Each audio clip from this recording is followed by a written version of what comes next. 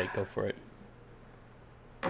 All right. Hey, everyone. Welcome to episode number 9. I'm almost out of fingers for this of the Link Cable podcast. So welcome. I'm joined today by Kevin, Zahi, and Jacob. Hey, guys. Welcome. Hey. Hey. Happy Sunday. Yeah, happy Episode Sunday. nuevo. Mini E3 week. Yeah. Part 1 of many. Part 1.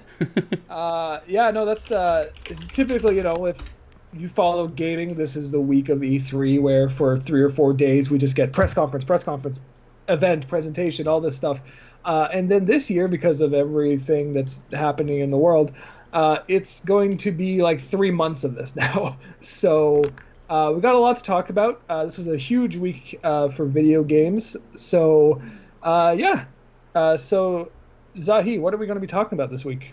Oh, boys, we have a lot to discuss this week. I think we're almost at max capacity for the metric ton of things that we have to actually talk about. Servers can't handle anymore. Servers, really. Congrats to all gamers. This was basically our week out there. So we had a few events that came out. We had the Sony pretty much E3 mini press conference. That's our first one. We had the IGN Expo, which great show. What else did we have? We had the Destiny 2 premiere. We had also with us our PC gaming show, which was one of my favorites, and the Future Gaming show, just to list off a couple ones off the top of my head. Am I missing surprisingly any? good and very interesting. Yeah, there was also the Guerrilla Collective had a showcase. The Guerrilla Collective, which is ongoing. Right. They're doing 3 days. Yeah, I saw the second one today, and I was confused. And you're like, oh, there's 3, so I don't know. Yeah. Why they get so much airtime, but I guess you can do what they want. Go Gorillas. I think right now, because just of how the situation is, they're able to actually distribute their they want to do in spaces. Yeah. So where can the people find us before we get it going? I'm taking this one. Everyone. This is the one line I get to do while I'm trying to get sounds going. I know I can say this without looking at any script. We are live on YouTube. We're live on Twitch, and that's it because we've not figured out Mixer yet. But check us there. But you can also catch the audio version of our podcast on Stitcher and Spotify and Apple Podcasts and Google Play Store and Pocket Casts and anywhere you'd find a podcast. So check that out. The audio version is also just as good if you're not able to watch us live. And make sure, guys, we are going to be in the chat today, reading and liking and listening to your comments. So be sure to chat with us while we're on stream with you. We'll be reading out whatever we get. We want to keep the conversation going. So come check us out and chat. Jacob, what's the agenda today? What are we talking about? Well, I mean, with everything going on, we'll just take a look at each and every event. Just discussing to see what sort of happened and what are the big announcements. I know that you guys already did the Sony live stream where you guys were able to do it. Unfortunately, I was not able to do it where I was currently at that time. But I'll give my thoughts on that as well if you guys allow me a few moments. Yeah, we'll let you talk. Yeah, but just go over all the main events that transpired over the week and look and see what else is going to be happening throughout this week and the upcoming weeks as well. There. Right. How about we start off with the games if we played anything this week, anything new and exciting? It was a busy week. Pretty much the only thing we played was basically watching the streams. But did anyone get a chance to get anything interesting done? I'll go first and get myself out of the way for this. The only gaming time I found this week was on last night on Saturday when I was streaming Kingdoms of Amalur. So I talked a bunch about Kingdoms of Amalur last week. Had a bunch of fun on the stream yesterday. So probably going to try to stream it more than once a week. If only because it's going to take me years and years and years to get through this game if I just stick to 2 hour per week. So if you guys are interested, I can definitely do this more often and play. And I might be, finding more time to actually play games. But I'm really liking it. Kingdoms of Amalur is great. Check it out. So set it up. What happens though if you keep playing it and then the remaster comes out before you finish? Do you just switch and start all over? No, I'm gonna stick with the good old 360 version. I have an Xbox 360. I think it's called E is the letter they gave to it. So it's not gonna red ring of death. I can keep rolling with it. So, but yeah, that's all. Like this week has been really watching the streams, getting content up onto linkcable.com for E3 that's not E3. So I'm out of the way. What have you guys played? I'll go. I played and finished Battle Chasers, which I went to look up the actual name of it. It's just called Battle Chasers Night War. That's what it is. Night War, yeah. It's a very metal title. Yeah, it's a weird game that I started playing a couple years ago, I think 2017, when I got my Switch. And just trying to go back, finish up some old games I never got to, and I got back to it, and actually really liked it. It's a little bit more difficult than I thought it would be, but I finally finished it, and we're good. And that was... Dark Souls? No, not Dark Souls hard. I would have given up and just thrown it away at that point. But yeah, I liked it. Have any of you guys played that before? No. No, I haven't. It's a weird game that you can get it super cheap right now. It's like a JRPG, but very westernized. So it's like a bunch of Americans made a JRPG. So it's pretty cool. And it's based off a comic series from the early 90s that the guy created himself that has like 9 issues of comics. So I don't know, it's kind of neat. But that was really all I played. God, I can't think I've done anything else at all. It's just been a busy week here. Yeah, it's been a busy week in the Link Cable offices. Jacob, anything from your end? Yeah, well, outside of Link Cable, I was off for the week, so I had had a bit more time on my hands. So I ended up finishing Spider-Man, Marvel Spider-Man. Oh, nice. Yes. Yeah. How was that ending? It was very good. Really enjoyed it. No spoilers, because that's a fairly new game. Well, it's all going to be written down on Wednesday, I should say. Yeah. But yeah, no, I really, really enjoyed it, and kind of goes perfectly with the announcement of one of the big things that Sony showed. There's that. But other than that, I haven't really been playing anything other than playing a little bit of Chell on NHL 20. That was kind of my week, just sort of keeping it relaxed at this point here. Right. Nice. Oh, I guess I'll go last. I managed to finally play and then beat Playdead's Inside. I don't know if you guys have ever... like the black and white game? So, no and yes. The black and white game is Limbo, which came out back in the but isn't this look like that though? Yeah, it's the same aesthetic, kind of progression, but the game. So Limbo, when it came out back in the old days of Summer of Arcade, was a great title. Mm-hmm. But Playdead made basically the spiritual successor. It's not a direct sequel, and it was a creepy, unnerving experience that had stressed me out from start to finish. It's basically, how Limbo was this little child running through a dark forest and dealing with things, and it was spiders. There was spiders. I remember those it was awful. Legs come so down. Creepy. Well, Inside is basically the same concept with a young boy, but instead of it being in black and white, it's actually it's. I know it's gonna sound weird. It's very colorful, in a neo-fascisty, post-apocalyptic kind of way.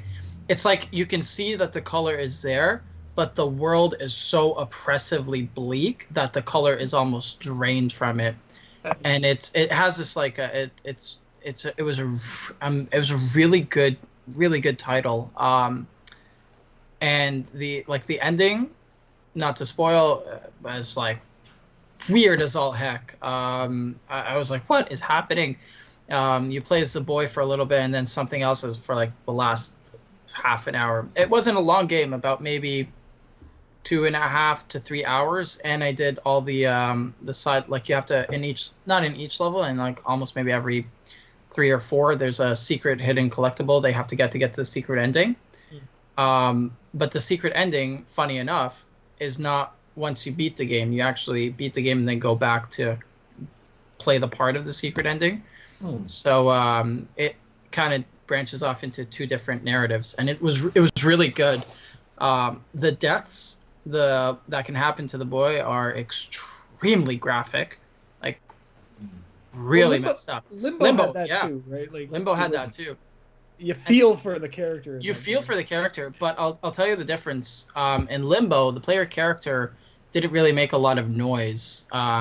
Maybe aside from some like light breathing, but not too much. Whereas the main character in Limbo, it's a completely silent game. There is no dialogue. There's no words, just like Limbo. But the player character is looking at the obstacles and breathing like really heavily, and like almost like you can hear it, even especially with headsets, you can feel the tension and the terror that the kid's going through. And it really put me on edge, like kid, chill out, it's only a giant metal cleaver that I have to navigate you under, or an exploding giant fan that'll blow you into little tiny atoms. Just like relax a little bit. So it was a really great game, actually. I very much enjoyed it. Very nice. Yeah, so I think we've all been to game shows, not like Wheel of Fortune or anything, but like video game shows before. Oh, Fortune! In real life. We all went to Family Feud that one time. Yeah, I have actually been on Wheel of Fortune. Funny enough. Have you? Sort of. I got to go to the where they film Wheel of Fortune and go to the backstage. It was really cool. When I went to E3. Nice. Okay, cool. So yeah, that's what I wanted to say. Like I think we've all been to E3, right? Yes. Kevin. Oh yeah. Cool. I don't know if this was my feeling, is every time I go to E3 or I had been to E3, you come out of there and you never want to play a game again in your life. Like I was burnt out. I was like, I don't want to do this anymore. Like this is too much video games and then like a couple days later, I'm like, I want to play some video games. Like it's just kind of like this exhaustion of it all. It's a stimulus. And like I'm very much feeling that this week, where I'm like, I learned about like 500 games this week that I didn't know existed, and I'm just like, how many world premieres were there this week? Exclusive world premiere. Oh my god! Every other trailer, I was like, yeah. Wow, my god. There was a lot. There was a ton this week. So I'm like, I think this was a good week to like kind of like take in new games and not so much play the old games. But I think we all made a bit of progress, and like a couple of you guys, actually all of you finished games except me, which is really good. I have a bad habit of not finishing games. I start them and never finish them. Oh, no, I know how that goes. That's why I had a game from 2017 I had to finish. Yeah. I think there's only 2 games I've ever been so happy I never got a chance to go back and finish, just because they pissed me off so much. I was like, I don't want to. I can't do this. I was just going to break the TV and the controller. And it was Dragon Age 2, and I don't know if you guys ever remember the game Dark Void. Had a real... I hated that game. Dark Void. I did not like Dark game? Void. Oh, bro. Okay, mechanically and like the concept, really cool. The verticality and like the flying and stuff. It's like Anthem 15 years ago. Maybe not. Maybe like Anthem in like circa 2009. It was Capcom, right? That made that? Yeah. Okay. So I put a video and I get you guys probably can't see it because you're not watching the stream, but I put it on the stream for everyone watching. It's like a third-person flying game thing. Yeah. That's exactly Dark Void, and it's like it's fun, like mechanically, but God, it's just some parts of it are just so bad, So I just remember it being so janky. It is so janky. It's really janky, and like it looks like it's garbage. Like the flying around, and like it's basically the whole time he's just going back and forth and back and forth. I'm like, oh my god, I can't. And then Dragon Age 2 just screwed me. You just never finished it. I couldn't do it. The game that I couldn't finish was Army of Two. I was playing with my brother, and which one? The first one. The first one, and we get to the very last boss, and we did it over and over and over and over. We just, for whatever reason, could not do it. We just never went back. We were just done with it. Yep. Dragon Age 2, I love the game, sort of, kind of. It's a Dragon Age, but I'm a huge I get really annoyed if I forget to do something and end up losing a party member, and one of the main characters, Isabella. And I didn't know Dragon Age 2 had that because I was trying to stay spoiler free, and you get to a point where if you don't do part of Isabella's quest, she's like the badass pirate queen. It's really cool in Kirkwall. If you don't do her quest steps, then she doesn't follow you when you take down the Arashok, who's like a big Kunari crazy antagonist, and she ditches you and jumps off a boat and leaves you like pants down and everything. I was like, nope. My last save file is like 35 hours ago. Jeez. I'm not Time to doing push it. through Not and say doing it at all. goodbye. Oh, that's it. I saw the ending. It's like the one time I couldn't finish. I was just like, I can't. Oh, jeez. I've got a game too that I keep going back to, and I keep restarting it. It's Knights of the Old Republic 2, the Sith Lords, and I love the first Knights, like KOTOR. The first Wait, one's you've one of my never beat favorite the games second ever. one?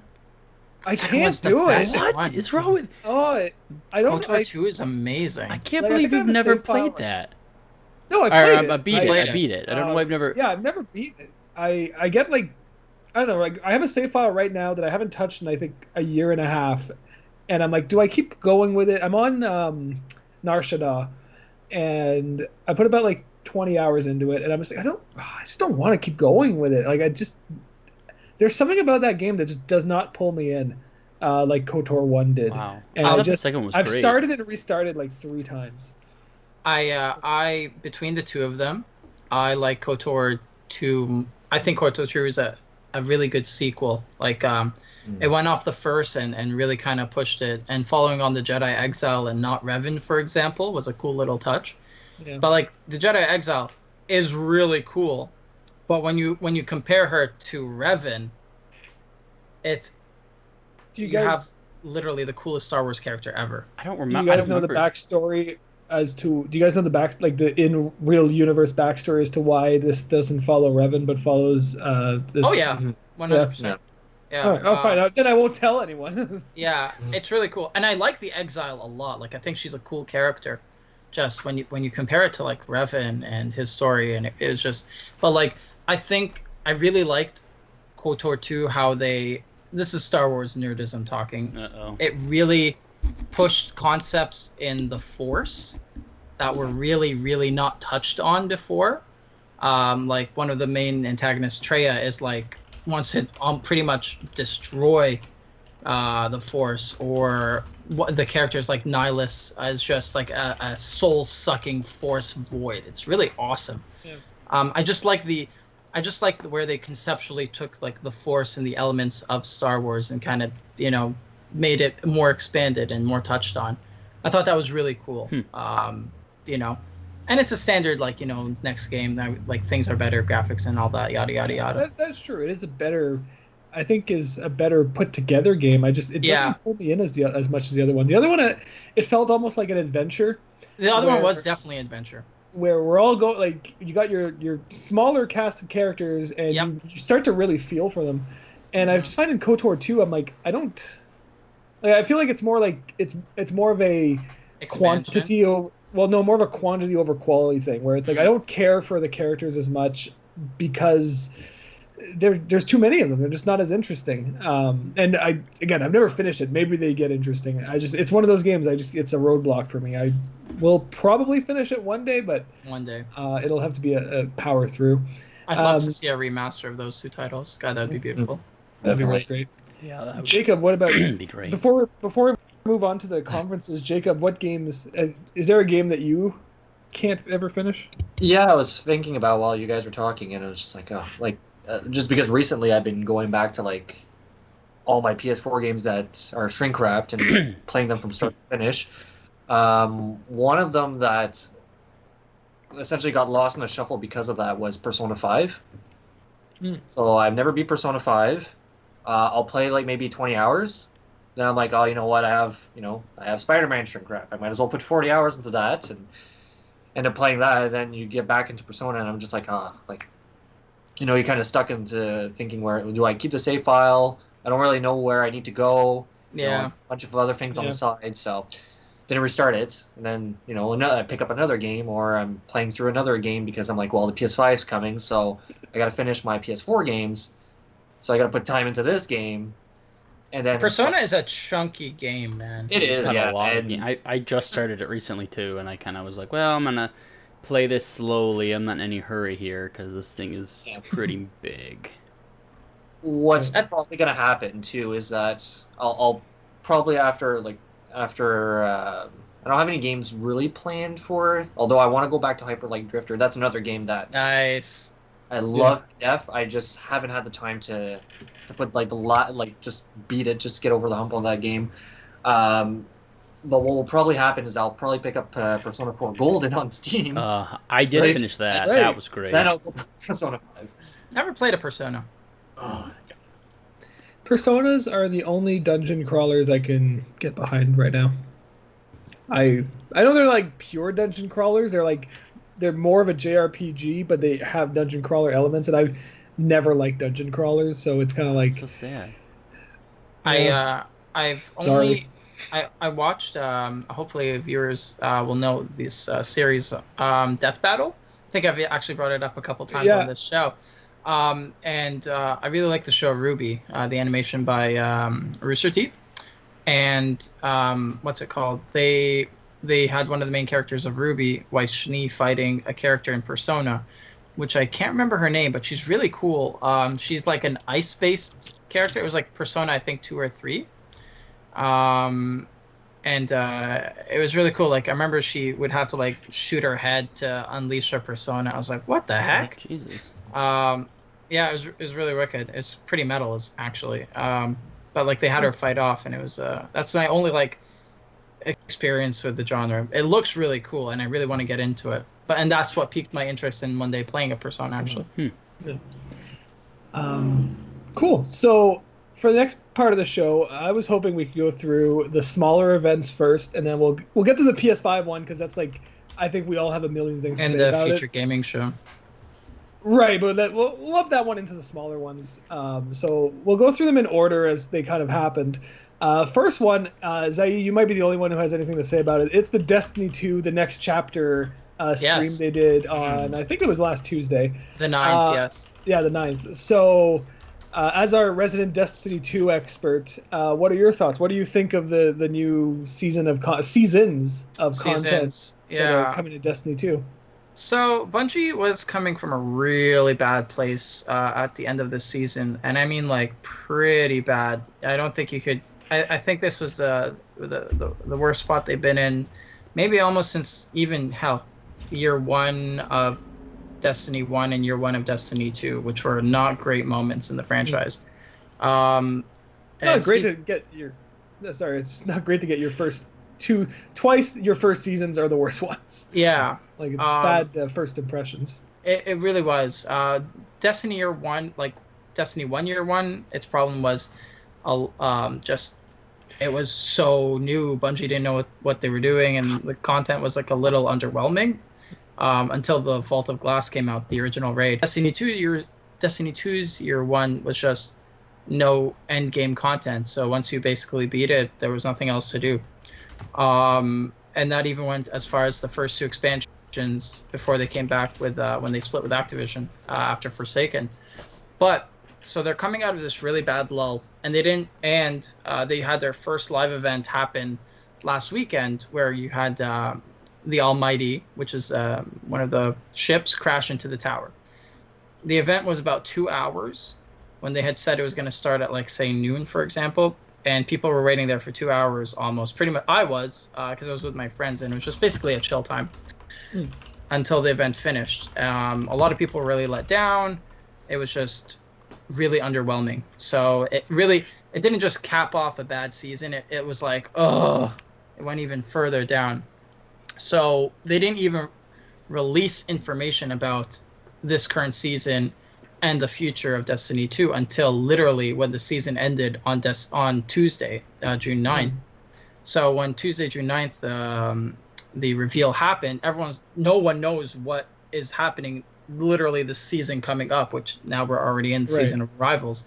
I think mainly because Bungie was a little paranoid and fans were a little, hesitant. But thankfully, they released huge news and roadmaps because we were kind of like unsure. So this season of Arrivals is already off to a really, really good start. Fan reception and personal reception has been really good so far. So up until September, when we get the big DLC, like the first real expansion since last year's Shadowkeep, not just seasonal content, which is Beyond Light. And they didn't just normally we get about a year of advance notice. They gave us 3 years of advance notice on Tuesday. So nothing really passed this current season until September, and then we know Beyond Light is coming in September, and then the next 2 expansions in 2021 and 2022. One's going to focus on the Witch Queen, Savathun, who's like one of the big antagonists, and the other one's going to be Lightfall, I believe, is the working title for it right now. So basically, as you can tell, the darkness is going to come and light's going to be, gone.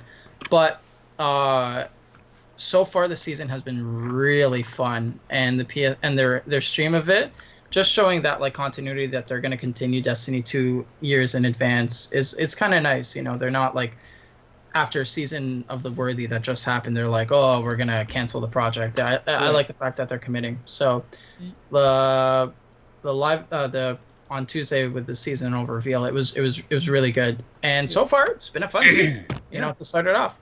They did commit to also supporting Destiny 2 like onto future systems, like PS5 Series X will have Destiny 2. So it's not like they're Destiny 3 doesn't sound like it's ever going to happen at this point. Like it sounds like Destiny 2 is the platform that will be built on, right?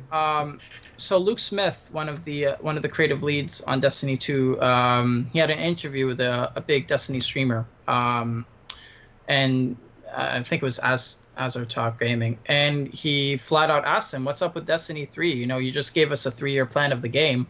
Anything in the future?" And they said, where Destiny 2 right now is a bit bloated in terms of content, so we're going to be taking out some planets and recycling things, and not working on a full Destiny 3. I think games right now are at a point where you don't have to really necessarily make a sequel, and you can just kind of just put expansions onto it. And I think it works, that system. Yeah. I personally, don't really care for Destiny 3 as long as Destiny 2 is working fine and pretty good. The transition from D1 to D2 was a huge, huge advancement. Just so many things in D1 were not up to even 2014 standards when it came out. But, that was mitigated. So that was the big stream reveal for D2. It was really fun. I'm really excited for Season of the Worthy. Nice. I like how the rest of us are like, Destiny. Oh, you should try it out, I just can't get into that. Every time I play it, it just seems so rinse and repeat every single time. It just doesn't... It's true. They addressed that issue, the bounty grind. They said that Season of Arrivals, which is this season, basically the arrival of the darkness, or the main real dark force, is going to be the last season that focuses so much on these monotonous bounty grinds. But that they're going to be working on it next for the season after, which is the expansion in September. So they're addressing that. They said the reason why Season of Worthy was just so poorly received was players don't want to grind repeatable bounties for the whole time. But isn't that That's the whole not game? fun, Isn't it just repeatable everything? You just go and get some gear that has a little bit better specs, but really isn't that cool? The split with Activision made it change a bit of how Destiny operated, and especially after Shadowfall last September, they're kind of in a weird spot, and fans straight up were like, we don't like this. So they're at least acknowledging it and making a push towards it. So yeah. Well, there you go, folks. Good old Destiny. Yeah, I don't think anyone else has any, like, you've said more in the last 5 minutes about Destiny than I know about that game. Like, it's not something I've ever played or really see much interest in playing, but yeah, sure. Yeah, not gonna happen. There's my commitment. I'll check it out, I'm sure. But no, like, I will say, like, I watched that stream, and I was watching it, I was like, these trailers are sick. I like these trailers. It always looks cool. Yeah, it's that gameplay loop that I can't get behind. It's not something I particularly enjoy, but I'm there is like like you said, I can definitely see it like on the Destiny like community and like on their Reddit and stuff. People are excited again. Like there's this motivation for Destiny again. So it's cool. Like it's like good for them. Like it's especially as like that game is going to keep going now. Like it's not going to end on, hey, we got Destiny 3 coming out later, so we're gonna drop support for this. Kind of like EA did with Anthem. So they're kind of like, no, we're sticking to it. We're going to make it better, and we're not we're owning it now. It's Destiny 2 forever, basically. Cool. So the next event that came up was looking back, I don't know if I would call this an event. There was definitely announcements at it, but it wasn't quite what I expected. It was the IGN Expo. So IGN held I think a 3-day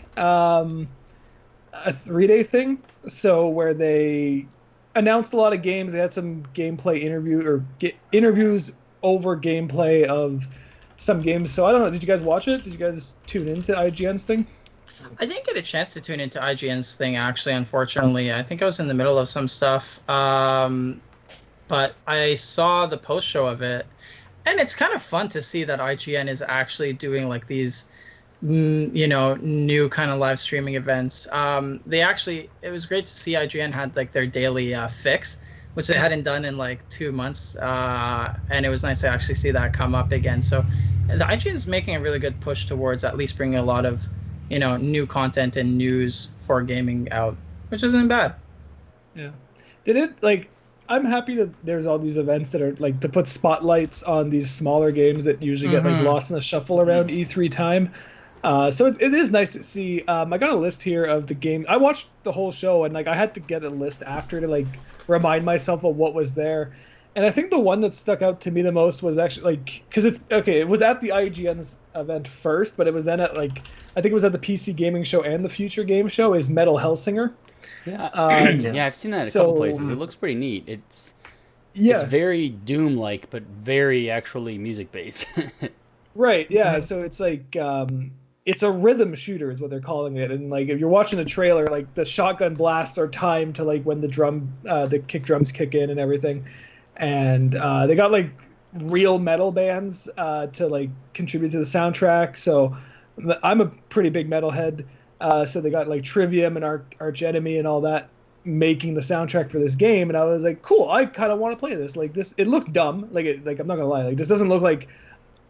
It looks dumber than Doom, basically. It doesn't look like I'm going to be oh wow, what a serious reflection on the human condition after this game or something like that. But it's it's a score-based shooter with just heavy metal music, and that looks kind of cool. I'm down for that. It's coming to next gen, and I think current and next gen actually. So no, it looks cool.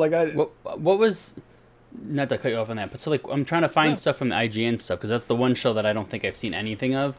What was the big? I see some stuff about Divinity 2 coming out. There's new quest or something. Was that announced there, or is that just on their website for? I think that was on their website. I don't think it was an announcement. It might have been one of those because they were doing. The way they would do it is they would announce a game and then play it for a bit. And it was over 3 days, so I didn't catch 100% of it. Was it Torchlight 3 was announced there, or was that the PC one? Torchlight was at the PC. I can't keep up track of what came out where. We'll get to that one. Okay, why can I not find anything on IGN to see what came out from that show? It's because IGN just has so much stuff on it because they're covering everything. Yeah. So I've got a list here of at least what was on day one. Okay. So there was, let me start at the top. So there was Metal Hellsinger. Yep. Alex Kidd in Miracle World DX, which is a remake of a Sega Master System game, which is pretty interesting. You can switch between the old 8-bit art style and a hand-drawn HD 2D style. Demon Turf. Oh, Demon Turf. This one was really cool. It's just Demon Turf. It's a 3D platformer, but all the characters, including yours, are 2D sprites, kind of like a hand-drawn comic book style. So you jump up and it's kind of like a freeze frame as you move along, but it's a 3D kind of like Super Mario 64 world. So that one looked really cool. Mortal Shell, which is knockoff Dark Souls. Yeah, I saw that. That looked okay. It looked a little janky, kind of, but... Yeah, I think they showed it at some other show, and it looked just dull Yeah, as I think hell. it was the Future Game Shows where they showed it, maybe?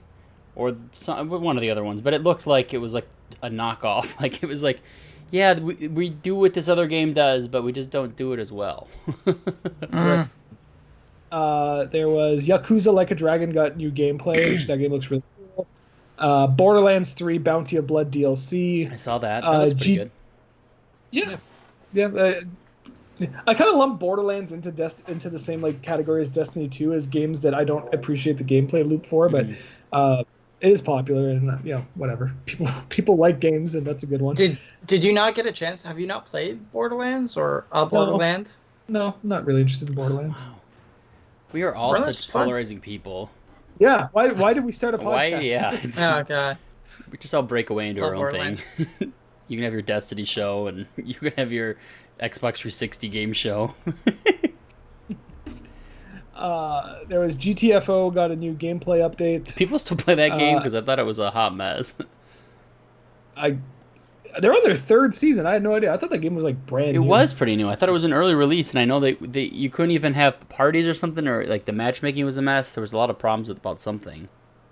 I guess that's still Chivalry. Chivalry 2 is coming to consoles. The Waylanders, I don't know what this is, but it's going to early access. And Pathfinder Kingmaker is going to consoles. I played that a little bit actually. It was okay. It's not the board game. Yeah. And then there was I'm not going to go through all of them. There was a lot. It was just kind of like smaller games really at this show. So it is nice to give them that visibility. But I wrote an article over on our website and that I was like, the way IGN was hyping it up, I was really excited. I was like, this is kind of going to be like a celebration of all things gaming, right? Where it's going to be like, we got new games, and then we got people playing games, and they were doing speedrun competitions as like their intros, and those were really fun to like tune in for, because it's like, not to plug Link Cable. I don't think we're not even a fly on their windshield yet, but they have a really cool show where they have. Developers watch professional speedrunners play their games. I've seen that. It's so cool. Yeah, that's a really cool show. And like people are like these developers are reacting to these people like breaking their game essentially. And that's really cool. And they were doing just speedrun. I think they speedrun Doom Eternal and Titanfall 2. I didn't know Titanfall 2 had a speedrunning community, but there it is. That sounds miserable. It was actually really fun. Like it was a good time to watch, and like that's kind of what I want E3 to end up becoming at some point, where you have your announcements and all that's still there, but there's a more of like a actually playing games side of it, and you can get the professionals in there, and you can get the amateurs in there who are like, maybe playing with, hey, like we'll match you up with professional Destiny 2 players for a raid, and you get to play with the people you watch on online. That'd be cool. I thought that's what it was going to be, and it was kind of more like, it just made me want that more. Like they didn't go all in for it. It was more like a show that was very small in scope, was kind of the IGN thing. So like good for them for putting it on. I mean, we didn't put on an E3 press conference, so what are we to complain? But podcast season. Yeah, it's podcast season. But no, it wasn't bad. You guys want to move on to the next one? Yeah. Sure. All right. So the next one is the Guerrilla Collective. So this was, I think Games Radar put this one on, and it was just kind of another showcase. It was a multi-day showcase of smaller shows. So did you guys check this one out? I unfortunately did not get a chance to see Guerrilla Games' show. Wasn't this also IGN? I'm pretty sure. So I think IGN, you could stream everything from there, but they didn't put this on. Because that's where I think I watched part of it, was on IGN, so maybe I just streamed it from there. Oh yeah, they streamed everything, but they actually had one really big announcement. They had the debut trailer for the System Shock remake. So I think Jacob, you're pretty hyped for that, right? Oh, sorry, Jacob, go ahead. No, I don't have anything. It's like, no, I don't. I don't even. I hear about this game all the time, Ah. but I know nothing about it. I thought you were hyped for System Shock. Well, yeah, there's System Shock 3 that's kind of, probably never going to be released at this point. But no, I mean, having a remake is cool. But I mean, yeah, I really would have much rather see System Shock 3 be shown at that point. But Yeah. it is what it is. They also had a Baldur's Gate 3, I think, interview. So interesting. Like it's these games. Like I feel like there's a lot of games right now that are getting like they're being talked about, but they're not being like there's no blowout about them yet, right? Like it's more like here's a little update, and you can check it out, and then we'll talk more about it later. So yeah, it feels weird though compared to. I mean, even on the PS4 one we're going to talk about for Sony, or PS5, I guess, but it just doesn't feel like anything is, like, super news-breaking, like, insane, as if there was a Sony conference, Microsoft conference, like they usually do. There's always some big stuff they save at the end for something big. Like, I don't feel like there was much big at all through any of these. Like, even the Sony one was maybe two-ish big ones, but nothing too crazy. System Shock though looks personally like amazing. I'm gushing over that. I can't wait to play that. That does. I just played the video while we were talking about it. It does look pretty cool. That was the first I've seen the actual gameplay for it. Yeah, it's one of those games that I think like the community around it and the fan base has been like so rabid for more of it, and to get something modern out of it is pretty cool. Like it's so a few years ago, everything was zombies, right? Mm-hmm. And now we're kind of like at the tail end of everything is Vikings. What's up with that? So the next thing is everything's going to be cyberpunk. So that'd be exciting to see. Yeah. Oh, like every other game it felt like was either Vikings or cyberpunk, like this whole week. And then you have something like Horizon 2, which is cyberpunk Viking, kind of. So then the next event, and this is actually a big one, was the PC Gaming Show. So this is the first established show other than the Sony one, which we'll get back to. So the PC Gaming Show, they had over 50 game reveals. So it was a pretty jam-packed show. All kind of watched it together on our own like kind of chat offline. And there was a lot to show. So was there anything that stood out to you guys that was like your big game of that show? Because I definitely have one. I'm just trying to remember what it was called. Yeah, and now I remember what it's called. So for the PC Gaming Show, oh my god, I'm just trying to remember which one popped up the mind to most. Oh man, the PC Gaming Show, even though it was yesterday, it had a lot of good things. Mm-hmm. Actually, I'm just gonna pull up a big list of the PC Gaming shows. So PC Gaming Show, that's where Torchlight 3 was, right? Yeah. Okay, that's the one thing I was most excited for, and I got into that late, and I think that was towards the beginning, because that's the one with the girl with the hamster, right? Try to get my shows not mixed up. Yeah, that Frankie girl, remember the 80s chic one? Yeah. So I thought the Torchlight was pretty cool, and it jumped right onto Steam in early access, and I've actually been watching some streams on that. And then the other game that I liked from there, what was it? There was actually a lot more stuff that I thought that was there that I didn't think was actually going to be there. And they actually did a pretty good job just going game by game by game very quickly. Mm-hmm. So there was a lot Persona of 4 Golden, that was the other one that came right out of there, and they dropped that right onto Steam right after that, and I was very surprised by that. And it's a little weird that they threw that on PC, but they didn't touch Persona 5. So I'm wondering what the reasoning is for that.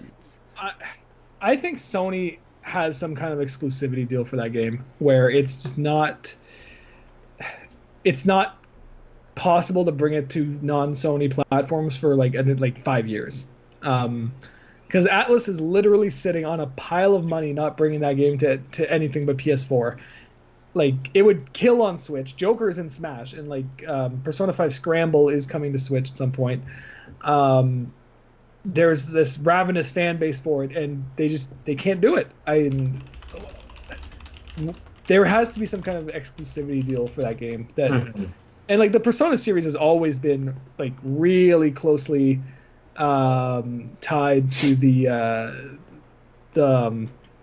Sony franchise or the Sony brand. So it's, I don't know. I think that that's just not going to leave until like a long amount of time. Maybe Persona 4 Golden, which has always been on PS Vita Island, PS is Vita finally, yeah.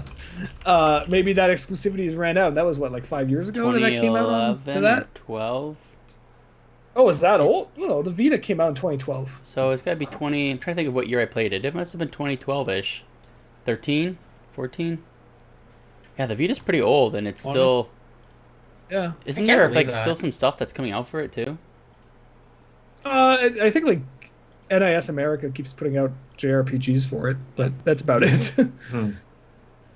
I'm surprised like they're still getting some development on that. It's really great to see that they're actually still maintaining a PS Vita market. Yeah, I mean Sony gave up on the Vita a long time ago, but it's nice. It was the Switch before the Switch, right? Like it was a handheld with console gaming like abilities, which is really cool. My game from the PC Gaming Show that just really like, it was such a little game, but it really caught my attention. I know what it is. Is it the Cats game? That was at the Sony thing. Damn The it! Cats game. Like what? That weird cat game. That was Stray. from the. That was Stray, Sony. yeah. That was from Stray. Sony. Yeah, Stray was at Sony. We'll talk about that later. No, it was Proteus. So Proteus is like was really cool. Yeah, it's like this like super like, it looks okay. It's a Doom clone, like but it's got this like HD world, and all the enemies and all like your guns and your hands are like 2D sprites. Yeah. So it's got this really cool aesthetic. It's super fast, super like But it's just like Doom metal. circa the 90s. It's almost like Duke Nukem in a lot of ways. Like it reminds me more of Duke Nukem than Doom, really. But it's like this super metal game, and it's going to have user-generated content, which is one of the best parts of like classic Doom, like Doom 93, was all that like level sharing that people would do, like just by like, oh, here's like this, this diskette with some Doom levels on it, and they would share them that way. So I'm really hoping that Proteus turns out really good, because that game looks sick. I think I watched the trailer like 3-4 times because I was just like so into the song they were playing. It does sound pretty good. My pick from the PC Game Show was actually Godfall, which got its Godfall. which I think got its like first trailer. So it's kind of on the lines of a looter shooter, but instead of it being a shooter this time around, it's focused on melee combat. So it's a looter melee, or what was a looter slasher was the term they used, or a looter melee. I can't remember. But rather than it being focused on guns, it's more magic and swords and brute, like those kind of attacks. So that looked really interesting. The graphics on it looked crazy. I like how it's like an idea of like taking a concept like Borderlands 3 or Destiny 2 and just changing up the formula enough for it to be kind of unique. Makes it a little bit more interesting. That was my personal pick from the PC Games Show. I can't think of... there were a couple of other good highlights. I'm just trying to get them off my head. Okay, so let's just fast forward through the rest of the PC stuff, because I finally found the list I was trying to find. The last like two things I think were interesting was the game with the Dungeon of Nolabuk, the Felicia Day one. I believe that's the right game. Right. I think that looks pretty good. It looks like a dungeon crawler type game. Surgeon Simulator 2, which popped in there for a little bit. It looked kind of... Yeah. It was a little weird, because all of a sudden you're like not just doing surgery, you're also wandering around like a hospital. So that was interesting. The last Campfire they showed us, again, we've seen that before from the No Man's Sky people, right?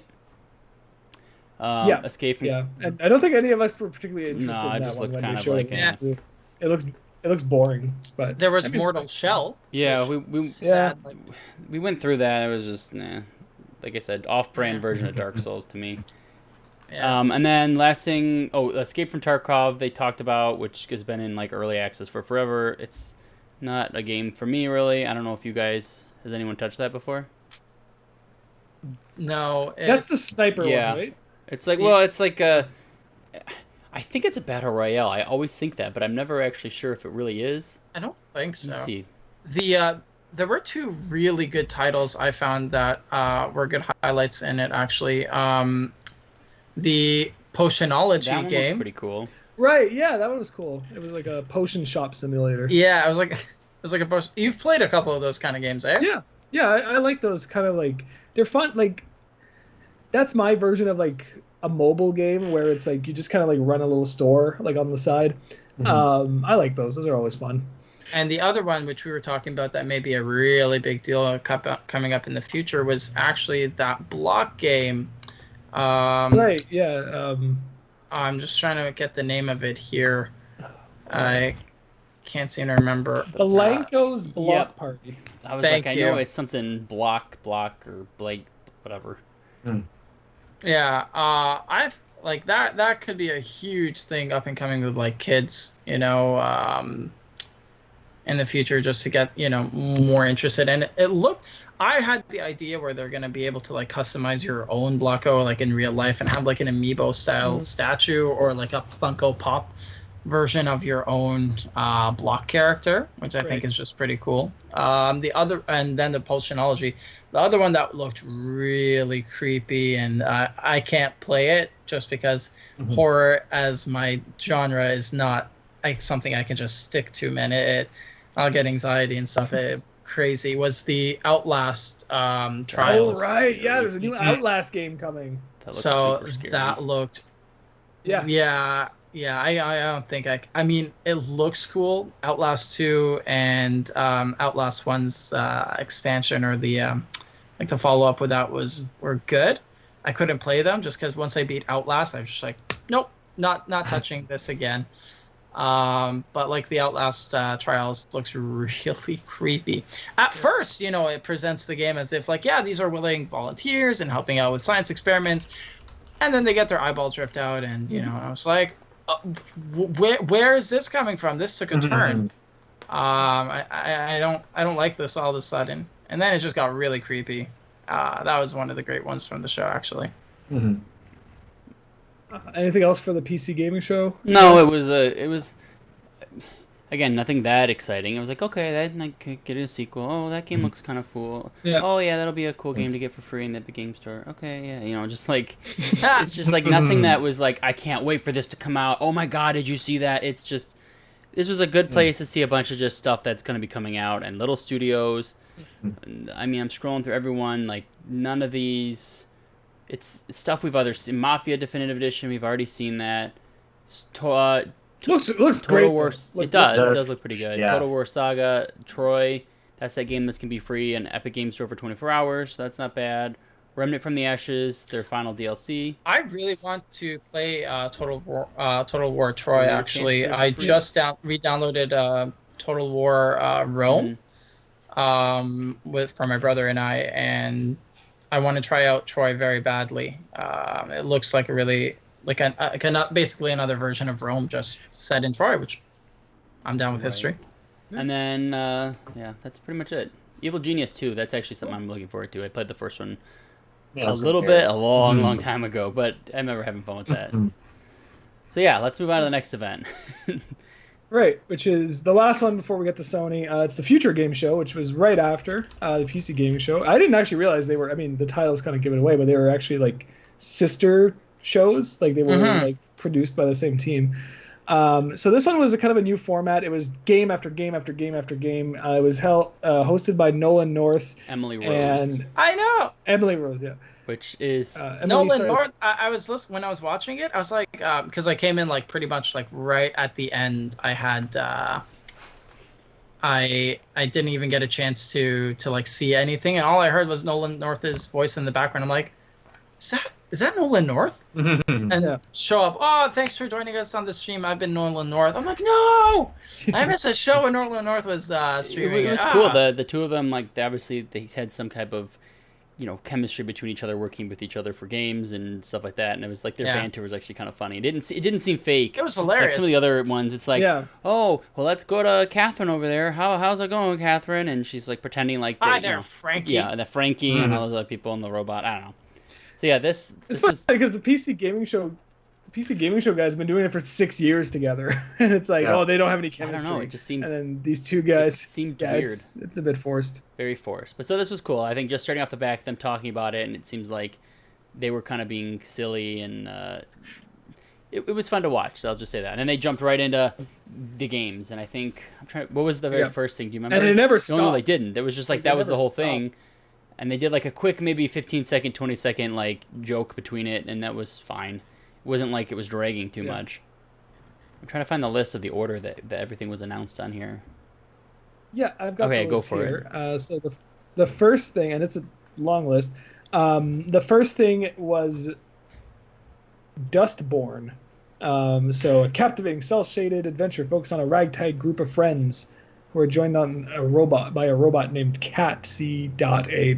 On a road trip. So this was a kind of it looks like a bit of an artsy style game where you're trying to take down the man. The man. And you're a bunch of the man, he's got to go down, and you're a bunch of punk rockers who live in a commune, and you've got robots, and there's like fascists running around. You got to beat them up.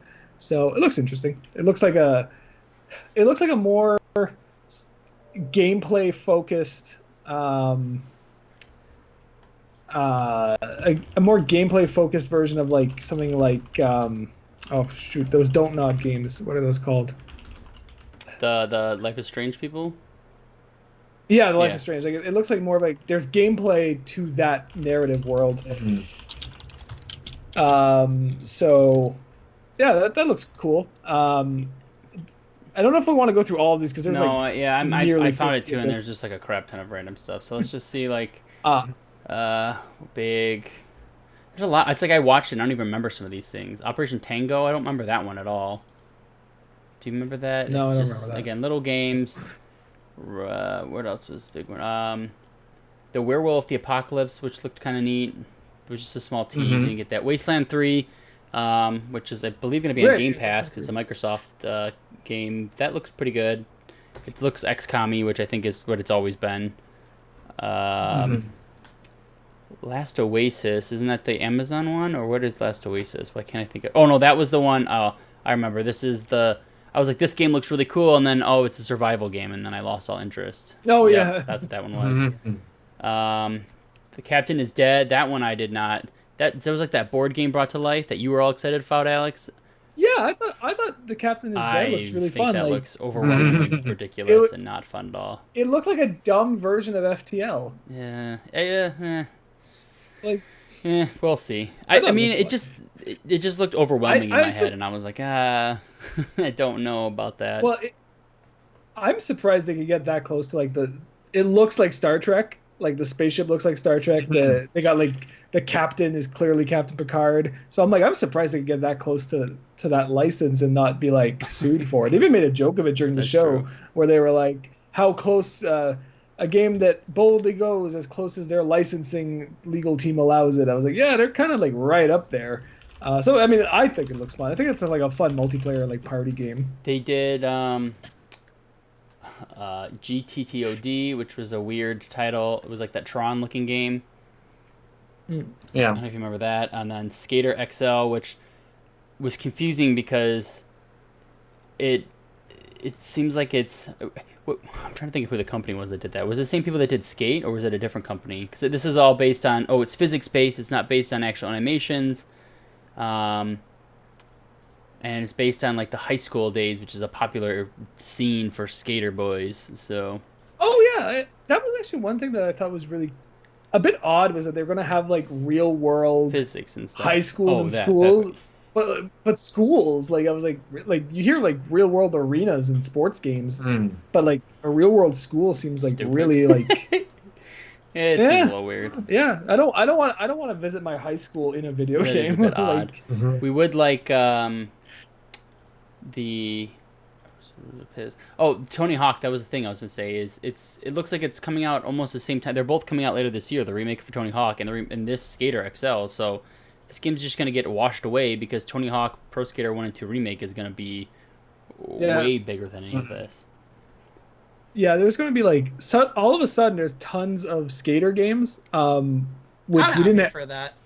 Yeah, but we didn't have any for like 20 years. What happened? I was just gonna say Well, that's because you got a couple Why are that they- had peripherals you stand on and would skate with, and it was stupid. So they Oh yeah. I remember the game Christ Tales. that. I Chris just Tales. downloaded the I demo love for it that. after you said I haven't played it yet, but Yeah. No, I played the demo. Chris Tales looks it looks great. like a Persona type Uh, game where it's like a turn-based something, right? Is that what it is? Turn-based. It's a turn-based RPG. It's made out of. It's a Chilean developer, so it's not really a JRPG, but it is really inspired by games like Chrono Trigger and that. It looks really pretty. The so- animations and stuff. Yeah. Mm. And it runs on a potato. Like this game is like I downloaded it and I was like, this is taking up like a K of RAM. Like it runs on nothing. But what's really cool about this game is that you can see the past, present, and future at the same time. And so you can see how your actions in the moment will impact what's happened before and what will happen in the future potentially. And in the demo, I don't want to give it away, but they use that in really cool ways in boss battles. So where you like what you do now will affect the boss like in 100 years, and you can kind of like shoot the boss into the future and change its attributes. How long's the You demo? were talking about that game a lot, actually. The demo's not long at all. The demo took me like an hour. It's not bad. It's a Yeah. little bit of gameplay. Yeah. It looks like it's already. Yeah, it Is it? They just put more stuff out because it looks like they released a trailer a year ago that I'm looking at already. Yeah, so Mhm. this game I found out about it last year, I think at the PC Gaming Show, and it's kind of been like long in development. It's a really small indie team that's working on it. And they announced that it's coming to, I think Next Gen was one of their big announcements at this show, Mhm. was that they're Yeah. bringing it over to that. So I really hope it ends up coming out and being good because like it's definitely something to keep an eye on. I love, by the way, Kevin is our mix master here on the channel. He's been the one that is helping out with our streams. And I really, just side note while we're talking about it, I really like the fact that you put the stream on the show. I think that's really cool. Thanks. For the trailers. Yeah, I'm trying to grab a few as we're talking That is about it, but it's hard right now. We're just going through them like rapid fire because these are like little stuff. But yeah, this is just a little video. We can kind of maybe. I don't know if they have any of the actual gameplay other than just story stuff, but the combat looks pretty cool. It looks like Persona when I was Mhm. looking at it. Yeah, it actually the combat is a bit more like Paper Mario, where there's or the good Paper Mario games, where you have timed like if you press a button at the right time, you'll do more damage.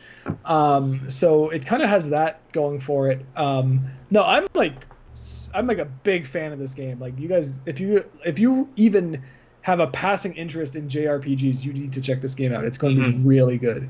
So, yeah, And then Chris Tales. what else do we have in this list? It's also a punny name. Okay, so- we did Skater, Chris Tales, the Sherlock Holmes Chapter 1 looks interesting. It's like a young version of Ballsy him. announcing, it's Ballsy announcing it's going to be a multiple game before the first one comes out. Yeah, that's true. Mm. Unless it's like a episodic type of thing. I don't think that is the case, but Not from the impression they gave. it looked okay. Yeah, I'm trying to think if there's any other big ones. There's a couple weird things. I've got one in mind that I really want to like highlight as like something Which I one's really that? liked. Signy. So Signy is a vertical shooter, like those old school yes, arcade I remember games. that.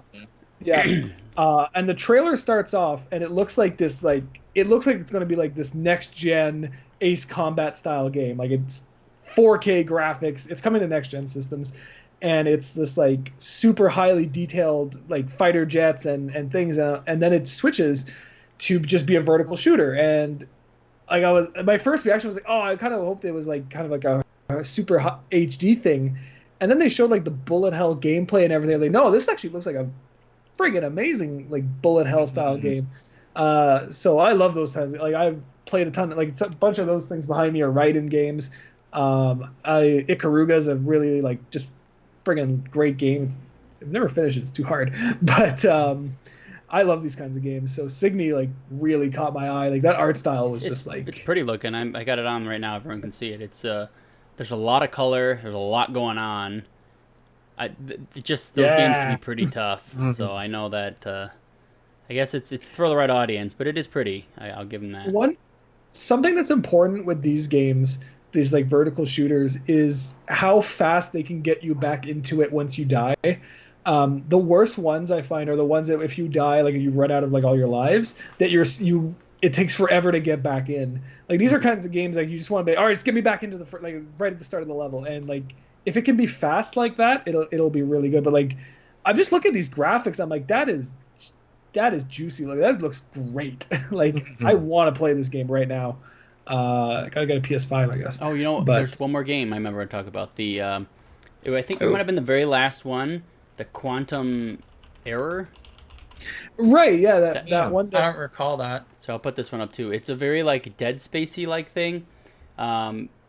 It looks like you're a little bit. I don't know if it's much sneaking, but it does look like it's a little bit like you want to be hidden. Here, I'll throw it up here. You can see. It looks pretty damn cool. I can't think of the game. The Alien Isolation. It kind of looks like that a little bit, but with like weapons. Okay. Where it also feels like Dead Space at the same time. Where you're trying to take stuff down, but it looks pretty spooky. Oh. So I'm definitely excited for that game. I'm watching it right now. I'm going to duck out for half a second. I need to go grab my laptop charger. I thought 2 hours turned into 20 minutes. I think I got too much running, so I'll be right back. So you guys fill the conversation with fun stuff. Yeah, that game looked very, very interesting to me. I'm actually watching the trailer as you have it up right now. Yeah, it's pretty cool. I was surprised. I think the biggest. How would you give what would you say like in terms of rating for the future gaming for the PC gaming show and the future gaming show? So the PC gaming. So we can go over the IGN. The IGN one I thought was kind of lackluster, which I think it kind of made sense by barely paying attention when we were talking about it because I was just like I just did not like that show. It was a lot of stuff but kind of boring. PC gaming show I actually thought was pretty good. They had a lot of stuff that kept it going. A lot of it was kind of little stuff again, so it was like just seemed like little filler games. But the future game show actually had some stuff that really caught my eye, like this game. Some of the other ones you talked about, I was really surprised by how much like actual stuff they had. So for me, actually, the IGN show, I'll agree with you on that. I didn't really too much care for that one. I think Alex though has some fun tidbits. I think he liked the streaming part of it. Yeah, IGN show was pretty okay. I personally preferred the PC gaming show over the future gaming show, even though I had to go afterwards and rewatch the future gaming show. But the PC gaming show I felt had a lot more synergy. I liked the idea of it being a talk show host. Like the girl with the hamster. Hey, that was a cool hamster. Holy crap! I was sitting there. I'm like, what? Where did she get a hamster from? Oh jeez. Was it a chinchilla? I don't know. It was a giant, weird-looking thing. So Yeah, I have a good segue to jump into this. So here's one of the trailers that we got from Godfall, which is one of the PS5 exclusive, I think it is, or just I think it's PS5 console exclusive. It's also coming to EGS. Okay. So they showed this at I think it was Future Game Show, but it was also shown a little bit at the Sony show, which we're gonna talk about next. So. As we transition over to what Sony had for the PS5, what do you guys think about this title in general? It was shown a couple times. I think it was even shown at the Godfall. Godfall. I think it was at the. Yeah. I think it's really cool. I've heard some mixed emotions on this game. People are like, "Oh, this looks dumb. It looks like it's gonna be like just filler launch type of stuff." But now that I know it's the Borderland people, I'm pretty pumped because like if I can go and do that kind of stuff, collect weapons, do all these things. Like, the gameplay looks pretty damn good. Yeah, as I'm checking out right now, I think it's a really cool concept. I don't think we have a lot of, like, looter melee shooters. Right, we don't at all, and that's why I feel like this is definitely interesting because, I don't know, that got me hyped, so. It looks cool. I've said it a few times, like, I've never played Borderlands. I don't really like... You gotta play some Borderlands. Why have you never played any of them? It's such a good game. Like... Granted, I know it's just go play the first one or second one, and I just the first one even. Yeah, I mean they're so good. They hold up really well because they have a really cool art style. The story is really funny and silly. Say, like Borderlands 2, to be honest. Just don't play pre-sequel. That one's really boring. I don't have an answer for you. I've never played them. Like it's fine, but go and play it. You have no excuses. I don't play a lot of games that don't have very like clear progression, if you know what I mean. Like where it's just kind of like the same thing over and over again to get better gear is not really. Yeah, but there's a whole story in it. That's progression. I guess. Ha! What do you mean? Gotcha. I've never played it. I don't know much about it. Stop making excuses then. Go and play it. Damn it, it's good. There's a snarky robot. They had a really It's very good trailer snarky. for Borderlands 3 that I was like, oh, that's a cool trailer. Too bad I'll never play this game. So, Just play it. I'm sure you. Do you own it? no. I'm sure you can get it on Steam for like a nickel. Yeah, I know. They just Yeah, hand it out for free to people just because they want you involved in that world. It's good. And it's such a weird thing for Gearbox to move from Borderlands 3 or the Borderlands franchise Mhm. to something a little more high-end graphics, more realistic in that sense, and it not be focused on a gun mechanic, because that's pretty much all Borderlands was. It's like guns, guns, guns everywhere, guns that are walking, guns that are flying, guns that have wings. And where it's now, it's as if this game is kind of taking itself seriously. Like, equip pieces of relic armor, embrace your past, forge a new future together. I'm like, well, what game am I playing? Destiny? Or, it's... It kind of, everything about Godfall so far reminds me of Darksiders, where it's Yeah. it's serious, Yeah. but it's not that serious. It's like Todd McFarlane serious. Like it's not like grim, dark, we're all gonna die. It's more like PG-13 action type thing. It's pretty fun. That's all right. We'll see. It's hard to tell. We don't have like real gameplay. We have like videos of people playing. When I see like the UI and someone controlling it, then I kind of get an idea. Anyway, so let's start at the top of the Sony event. This is like the big Thursday reveal. We got a lot of info. Yeah. There was a lot of stuff coming at was us. nuts. We all are sitting there excited, watching, and the first 2 minutes, there's a bunch of shapes flying around, and we see the emblem for Rockstar, and we're all pumped, like, what are we getting here? Beauty. And it's Grand Theft Auto 5.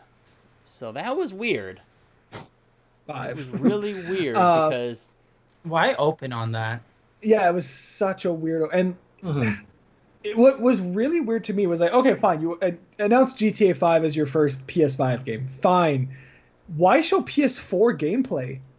Like, it was such a weird, like, can't Rockstar put 20 seconds of GTA 5 running on PS5? At least, like, show us, like, oh, cool, it'll look better. Hey, we're going to start off this event that is showing our next-gen system by looking at a game that is literally running on old hardware. Like, it made no sense. Yeah, it's... I think the big thing at the end is they wanted everyone's getting it for free for PS5. I think that was like all they really wanted to show. I think the rest of it was just like, hey, let's try to hype it up again. But there was nothing new. It was not like, oh, there's new DLC, there's new stuff for online. It's you're going to get some free money in the game, which I hear is not a ton, and we're going to have it on PS5 if you buy it. So, I don't know. That was interesting. It is pretty... I don't know of a lot of games that have done the 3 generations consecutively of being released and supported on. So GTA 5 is on PS3 360 last gen, or 2 gens ago now, I guess. It's on current gen, so PS4, Xbox One, and now it's going to be on, I guess, Series X and PS5. So the real question is, does Skyrim make it to next gen?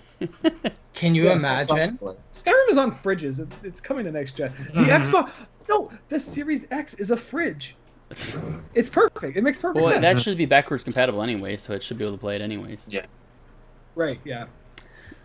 Which is like also funny because I'm looking like right off to the side. Not all my games are behind there. I have Skyrim on Xbox 360. It's another game that'll do all 3 generations. Yeah. Because I mean, Elder Scrolls 6 is what, like 50 years away? Yeah. Like, Don't even talk about that game because it just makes everyone sad. All right, so they showed us Grand Theft Auto 5. Woohoo! I believe the next game that popped in was Spider-Man. They showed us a video that was very confusing, and it looks like the internet was very lost on. And they had come out and said this is going to be a like almost re-release of Spider-Man that came out on the PS4, but on PS5, but have like additional missions and DLC kind of attached to it. But then they came out and said, "Oh no, wait! This is going to be a completely standalone game. It's something like the Uncharted Lost Legacy type games, where it's not like a super huge game, but it's a good media adventure, and it's going to be based around Miles Morales, who is like the next-gen Spider-Man type of deal and has a similar story, etc. And he was in the first game, so I think that looks really good. The guy that voices him is really cool. I mean, We didn't get like actual super gameplay. It was just a bunch of videos, but it looked pretty good. And if it's anything like the last Spider-Man game, I mean, I'm in. Doesn't take a lot to sell me. And on this it. is, and it did say it's coming out this year, which to me tells me it's a launch game. Yeah, I would Like, this imagine. is something to be playing day one. I guess one of the questions I want to, and I'll save it for later once we go through the whole list. But something like I want you guys to think about it as we go through it. What other launch games are there on this? Like, what else could be launch titles? I out of was this thinking whole about that thing? earlier, So, and I think we're gonna get to it. So let me keep going through and then we'll yeah, talk about that. yeah, just something to think about. Yeah, before we the go through. so that came out. Then right after that, I believe it was Ratchet and Clank was the next one, or right around there. It was Gran Turismo. Oh, 7. was it? Okay. Oh yes. Yeah. Yeah, Vroom, that's the vroom. reason why I forgot about it because I don't care. Is anybody else a Gran Yeah, Turismo guy or? I'm not a big. I don't like Gran Turismo or Forza. I don't like circuit racing. I would be more of a Need for Speed. Yeah. You know, that's my side. I like open world racing Forza games as Horizon. opposed to like closed You play circuit. those? Yeah. I love Forza Horizon. That's a lot of fun. Yeah, I was gonna say Forza Horizon is great. I don't like Forza Motorsport. I love Forza So do Horizon. I. I have so much Forza fun. Horizon 4. Oh yeah, It's just good time. It's fun. It's I like it too. So it feels good to play. Those does. games. Like I played Forza Horizon 4 at E3 when it was like new, Mhm. and they had this giant like actual car setup at one of their booths, gee. and like I waited like an hour in line to play it, and like I'm sitting there like actually driving this like truck because they had was parts of 4 races through all because they were showing off the seasons. That was the big thing for that one. So like it started off in the summer and then it went to like winter, fall, whatever, spring. And like I remember walking like I had never played a Forza Horizon game before that, and I came out of there and I'm like, I'm freaking buying every one of them, and I did. I bought all 4 Forza games, and I'm like, the Lego one is great. Like, Oh, I the love Lego one is great. I played that Yeah. quite a bit. I liked it. It was way better than I thought it would be. Yeah, I was really surprised, or not surprised. I want to play it with a steering wheel. That's the one thing, and I hear I will be surprised about how good it is. So yeah, that was Gran Turismo. Then it was Ratchet and Clank. I found the list now, so now I have the order. That was probably one of the more exciting announcements for me. I loved the remake of the first one that they had. That came out a couple years back now, and it looks awesome. And I mean, there's not much to say. I know what I'm gonna get. It's a Ratchet and Clank game. Tons of guns, humor, not too long, not too hard, but just massive amounts of fun. Anybody have any comments on that game at all, or how excited they were about it? Because I was super, super happy. I'm really excited for Ratchet and Clank, actually. I haven't played a Ratchet and Clank game since the PS2 era. What? So What is I wrong know, with you it's- people? yeah, I Shame. really he's also wanna never play- played a Zelda game, so I have never played a Zelda game. Give me credit for that. Jeez, oh, But I Pete. want to. Go play I really Ratchet and wanna Clank. play the- Did I you? want to play the 2016 one. You should. actually. It's not very long. Did you watch Yeah. the video of the from the Sony conference, the new one that's coming out? I have it. I have it on right now. Look at the. I don't know if you have the stream over, but it just looks so good, and the way that these you just like pull things through these rifts yeah. and all this, it just. And I mean, yeah, it's not that rift pulling. Yeah, I mean, it's not the that rift definition of pulling next gen, machine- but whatever. But I mean, it just looks like a fun game. Like it's just fun. Yeah. Ratchet and Clank are just a fun little duo. It's. I can't wait. I like how they have a girl Ratchet. Yeah, I saw that. I wonder how that yeah. plays into all Yeah. this. Like, is she just a different universe version of him, or what? Yeah. I want to go by the name of Ratchet. Right. Ratchet, yeah. Yeah. The rift pulling thing. Yeah, here I they're doing get it the right feeling now. that is showing off. The hard drive. Like that is showing off the hardware of the PS5. Like that is Yeah. the SSD is doing that. That is. I don't think you could do that on a mechanical hard drive. I think the loading would be like that, or you could do it like once per level, right? But it looks so fast and smooth. Like this looks so like good. this I looks love next the gen. smoothness of it. I love how it feels very crispy. Yeah, It does look good. and like it's like almost Pixar level quality. yeah, it's what it graphics. looks like. It Like, just if- looks so good. Ugh. So that's Yeah, Ratchet and Clank looks really, really good. I think I said it on our live stream of this. Like, I'm not a big Ratchet and Clank fan. I've played a few of the older ones, but never really got. Like, I never finished a Ratchet and Clank game. But this, I'm like, I'm in. Like, I want this. Like, Rift Apart is. yeah, damn good. It looks sick. It looks really sick. So, okay, so moving down the list, I'm going to just say a few, and if we want to talk about it, because we're not going to be able to get through every single thing, but just shout. So, Project Athia, I don't know if you guys remember that one. It was not, there wasn't a ton on that one. Square Enix's game. It was like a very basic, I think it was just like a scene of the world and stuff. I don't think there was much going on. Right. It just says working title, so I don't even know that's the actual name of it. Square Enix, that might actually be like they could call a game Project Athia working title, and that could be its final. Yeah, that's name. very true. Square you never Enix know what you're gonna loves get. weird Wasn't the same thing for Octopath? They were like Project Octopath Traveler, and then they Just called it yeah, Octopath they Traveler. just got rid of the word project. Like I remember that trailer where they were like, and the official title is delete. Okay, then the next game was Stray, which Yeah. I mean, Our Catman. it's not a bad game. It just didn't look like it was. This is not some big I can't wait for game. It's a 2021 title, Right. anyways. You play as a cat in like a robot world. Right. It's a. I was reading more about it after. It's a detective game. So you are a detective cat. and Detective you're trying Cat. Okay. And you're trying to figure out what has happened to the humans in this world. Why are there so many robots? And so it. And I think you're trying to get home. Like is kind of the idea there. So I get the feeling that's the kind of game that's going to like pull your heartstrings a lot. But it looks cool. And again, like this is that cyberpunk. Yeah, Thing. This is like there's every a game lot is of either that. Vikings or cyberpunk. Yeah, definitely a lot of that. Oh, everyone's just trying to capitalize on the 2077 hype. Like it's that. Hey, we also have a cyberpunk game.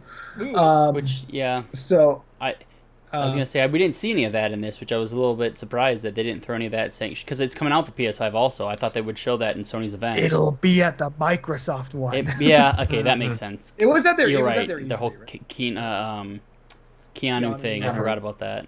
You're beautiful. Okay, then we went. They showed us Returnal, which I know Zahi, you were very excited about this game. This is with Yeah, Brianna Tarth, I think, and she. Yeah. Oh, right, this. Yeah. I thought it was really cool. I like how it's like she lands on a planet and it kind of like repeats itself, kind of like a weird sci-fi spacey version of Groundhog Day. But it was cool. It's as if like the deaths affected her and the planet. So I know Kevin, you're not a fan of Dark Souls, but one of the good mechanics in that game is specifically Demon Souls, the original, is if you die continuously, you lose your humanity and you go into like a state where you have half health. Cool. It's basically a slap in the face for dying. Mm-hmm. But if you die again in that state, your health actually decreases like incrementally by another roughly like 5 to 10%, and it keeps going until it hits like a bare minimum until you get your quote unquote humanity back. But race car out there. yeah, it's Gran Turismo, yeah. it's great. They heard we're talking about GT.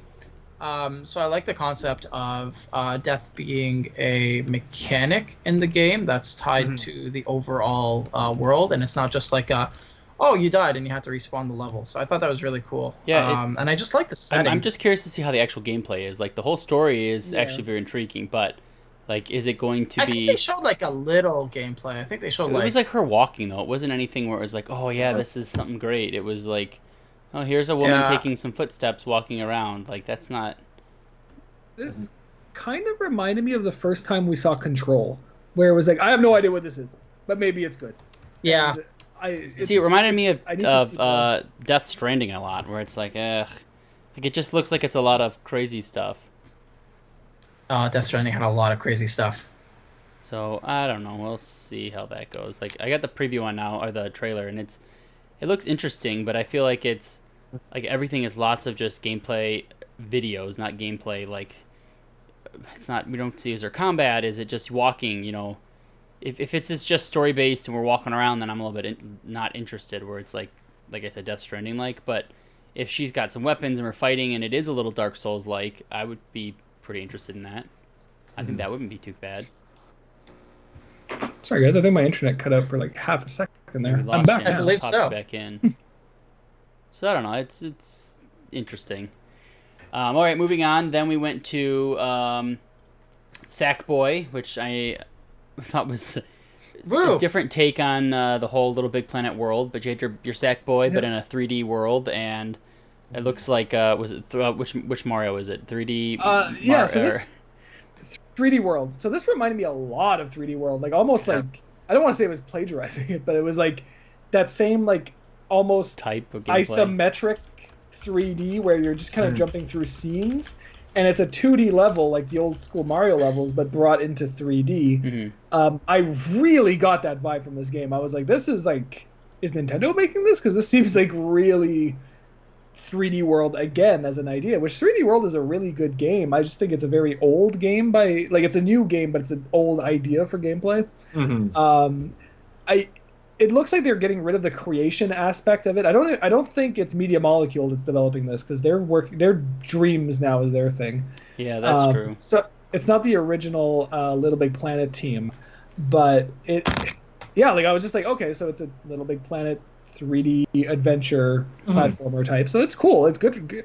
It's nice that Sony hasn't forgotten that series. I think after LBP3, they kind of just were like, forget it. No one cares anymore.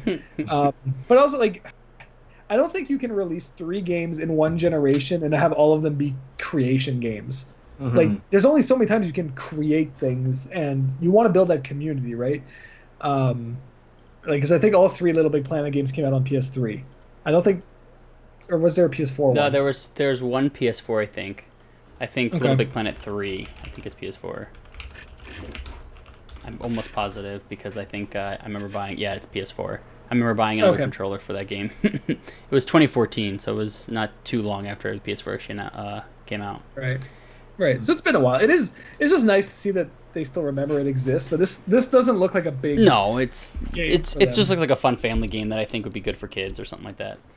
Yeah. Right. So, then after that, another game another game's trailer was released for Kena Bridge of Spirits. I think it's how you say it. Kena? I don't know. Kena? But to me, this game looked pretty cool. It reminded me a lot of Cameo, the Elements girl or something. Because there's like some magic. Yeah. It's a little like tribal looking type thing.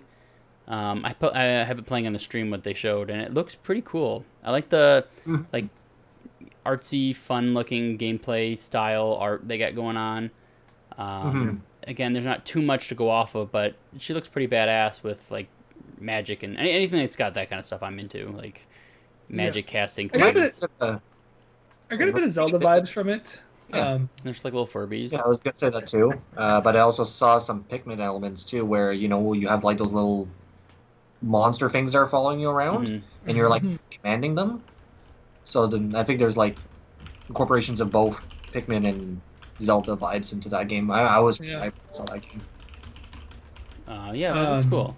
Definitely Cameo too, like it in art style as well. Like it's, I mean, they both have young female protagonists, but like it, I don't know. I'm watching the trailer right now that we've got up, and I get vibes of all this, and I don't.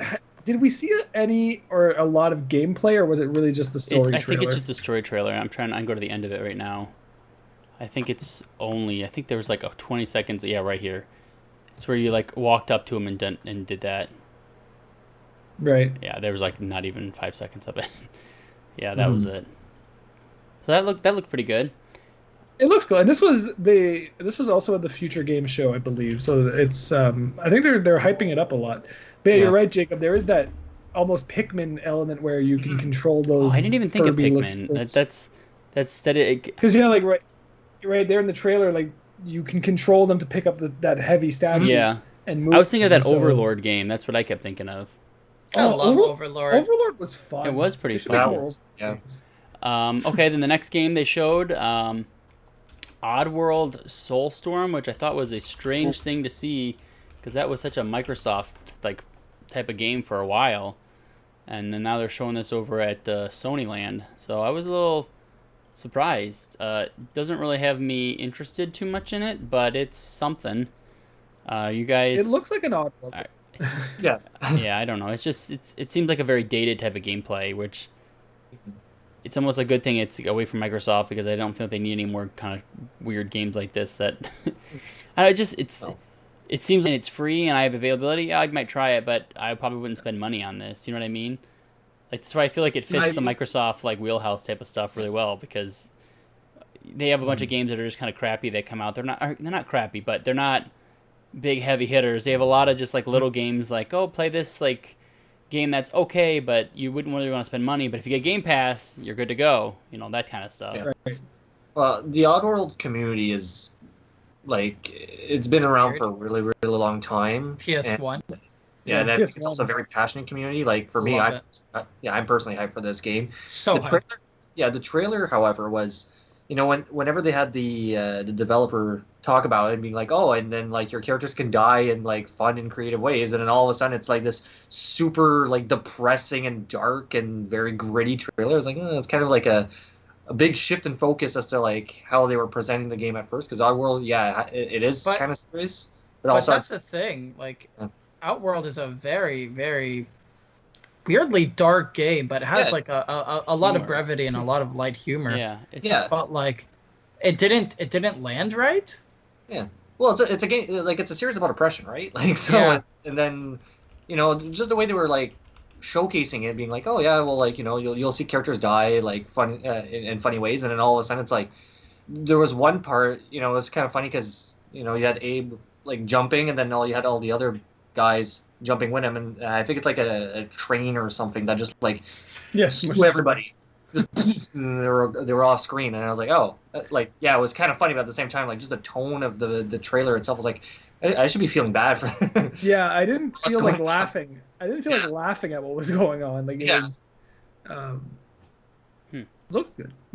Oh, I'm excited. Yeah, I'm very excited for Oddworld. It doesn't look like it's reinventing the Oddworld formula. It's very much like, this is an Oddworld game, and it's Oddworld fans are gonna like it. If you don't like if you already don't like Oddworld, this isn't the game that's gonna change your mind about it. Yeah, I think that's where I'm at. Where I'm not a big Oddworld guy, so I'm just kind of meh. Okay, moving on. This one looked like a pretty decent one. I got the trailer loaded up for Ghostwire Tokyo. This was, I think, Alex, you said they announced this a couple years back, and they didn't really give us too much to work with. But yeah, this was at the Bethesda conference in, I think, 2018, which I think is going to go down in history as the conference, like at least right now in 2020, is the conference where none of the games shown there are out. I think Doom Eternal is the only one that is out right now. But because that had Ghostwire Tokyo, it had another one that we're going to talk about in a bit, I think Deathloop. It had Elder Scrolls 6, and it had Starfield. Right, so it's got all these games that just never like came out, and I don't think we realized at the time that we were looking at next gen games, because I think there would have been a lot more hype if they were like PS5. But it does feel weird. Just not to jump in, but the generation between like the last few years of this generation seems pretty lackluster, and it seems like. Did people just realize that things were taking too much longer and they just started pushing everything to next gen? Because I feel like the end of the 360, there's some of the best games came out, whereas the end of Xbox One, PS4, I don't feel that way. Like there's the last year, I don't think there's been any really, really big releases. So it's... Well, Sony this year has had Final Fantasy VII. They're gonna have Last of Us 2 and Ghost of Tsushima. I guess that's true. I don't know. I just feel like the end of the 360 was just like, it was just like left and right. There was good stuff coming out. Right. Yeah. Mm-hmm. Yeah. I think this is like looking at the trailer, this year's trailer compared to what the trailer was a couple years ago. This looks a lot faster than I was anticipating. I thought this was going to be like a really like almost a Silent Hill type slow plotting horror game, and it looks like it's like more of a fast pace. There's combat in it. Like I'm watching it now on our stream, and I'm like, this is not what I expected from this game. I don't know, like I'm not as interested anymore because of it. No, I agree with that. I find it looks like Shadow Warriors, but like with like, I don't know. It looks like he's like doing like the character itself is like doing ninjutsu or something. He's like he's doing he's doing symbols with his hands to like to fend off the ghosts, if you notice. So there's that portion, but like just in terms of like how quick the game is, yeah, you kind of feel it would be like more like a Doom type style game, or again Shadow Warriors, where it's kind of quick and you're kind of going all over the place. I was kind of hoping for like a heavy, like the first trailer as well, where it was like it seemed to be very story focused in that sense, and that's what I was kind of expecting out of it. And I don't know, I'll guess I'll have to wait till I play the game to sort of get a good grasp as to how that works. But from the first trailer to this trailer, I would have to agree with you, Alex. I'm not as not as excited for this game moving forward, unless they show it as something else. If this is a launch title, that looks like the kind of launch title that you forget about after like a few weeks. Like it's the Rise Son of Rome for the PS5. Yeah. God. Or the Knack for the PS4. Well, there was a second Knack, I guess. But Knack. That was a fun game. I was waiting for them to announce Knack 3. I was like, just do it. Just pull off the Band-Aid, Sony, make it happen. All right. Just for everyone to be so hyped. The next we got here, we had a bunch of random like little stuff came in. Godfall, which isn't little, but we talked about that a little bit. Hitman 3. We've had a game called Solar Ash. Do you guys remember what that was? Yes. Yeah. Solar Ash Freedom. That's from Heart Machine, the people who made or the person who made Hyper Light Drifter. Right. Okay. I don't even know what that game is. Yeah, I'm super excited for that game. Like, this was this new one's a 3D platformer, right? Like it's or a 3D action adventure. Yeah. So, like, I mean, it still follows like the same art style and aesthetics that Hyper Light Drifter had, but just in a 3D scope. But I just like the end of the trailer where you're kind of like your character is just like kind of like skating. That seems how you move around, is like you skate, but then like the screen just like shifts, so your character is upside down. And I hope that plays like an element. And all I kept on thinking was the Forest Temple from the Legend of Zelda. Whenever there's parts where you're upside down, or the one temple in Majora's Mask where everything goes like it just gets shifted on its head. And I really hope that's a mechanic that they play with in terms of like how you progress through this game, because I find that would be really cool. That'd be cool. Yeah, no, the name of the developer you just said for Hyper Light Drifter, like they knocked it out of the park with that game. So it's like, all right, yeah, show like a developer to watch for sure. Cool. Kevin, you mentioned Hitman 3 real quick.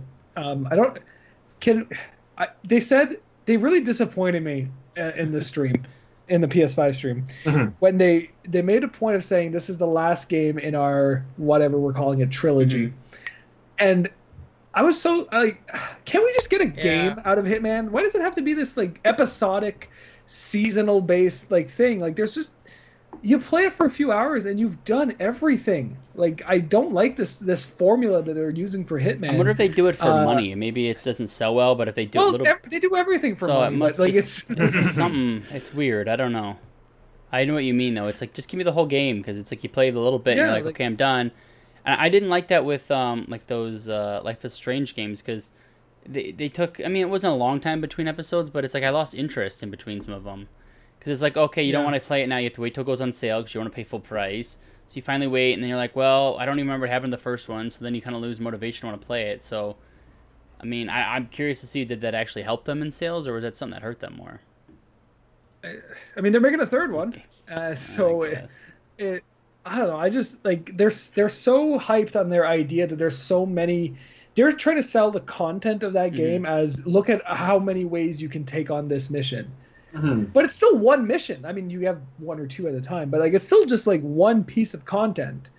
You're just doing it in slightly different ways, and it's I don't see the value in that. Like it's so broken up and chopped up. Like I was really hoping that when they did it for the whatever Hitman, I think 2015 or 14, I was really hoping that it was like that was their experiment, and then they did Hitman 2 like that, and now Hitman 3 will be like that. I'm like I'll wait for the next one if that's it.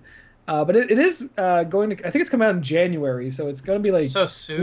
Launch window for the PS5. And I didn't see anything about other platforms, but I assume so because it's third party. So yeah, I mean it looks pretty good. The video they showed wasn't anything breathtaking. Where it's like, oh, this is next gen. We made it. It just looks like this looks pretty good.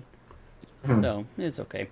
All right, then after that they showed us a little bit of Astrobot, which was a little confusing because it didn't look like it was an actual game. It looked like it was a playroom kind of thing, so something for free you could just play. Yeah. But it also did not look like it was a VR game, which is a complete departure from the previous Astrobot, which was a VR game. So they did confirm after the show that this is pre-installed onto all PS5s. okay. So it's kind of like, I think it's like the Playroom, which is on PS4. So it's going to be like more of like a, hey, here's the cool things your new controller can do. Here's how haptic feedback works and all those things. So it's more of a tech demo than a game. They just kind of threw in the Astrobot branding to it, which, I mean, Astrobot was like one of the best VR games I've ever played. Yeah, it's really good. It is, and they also did not announce anything VR wise with all the. Right. You know, we're gonna talk about yeah. the console, but we didn't have any mention of that, so that was odd.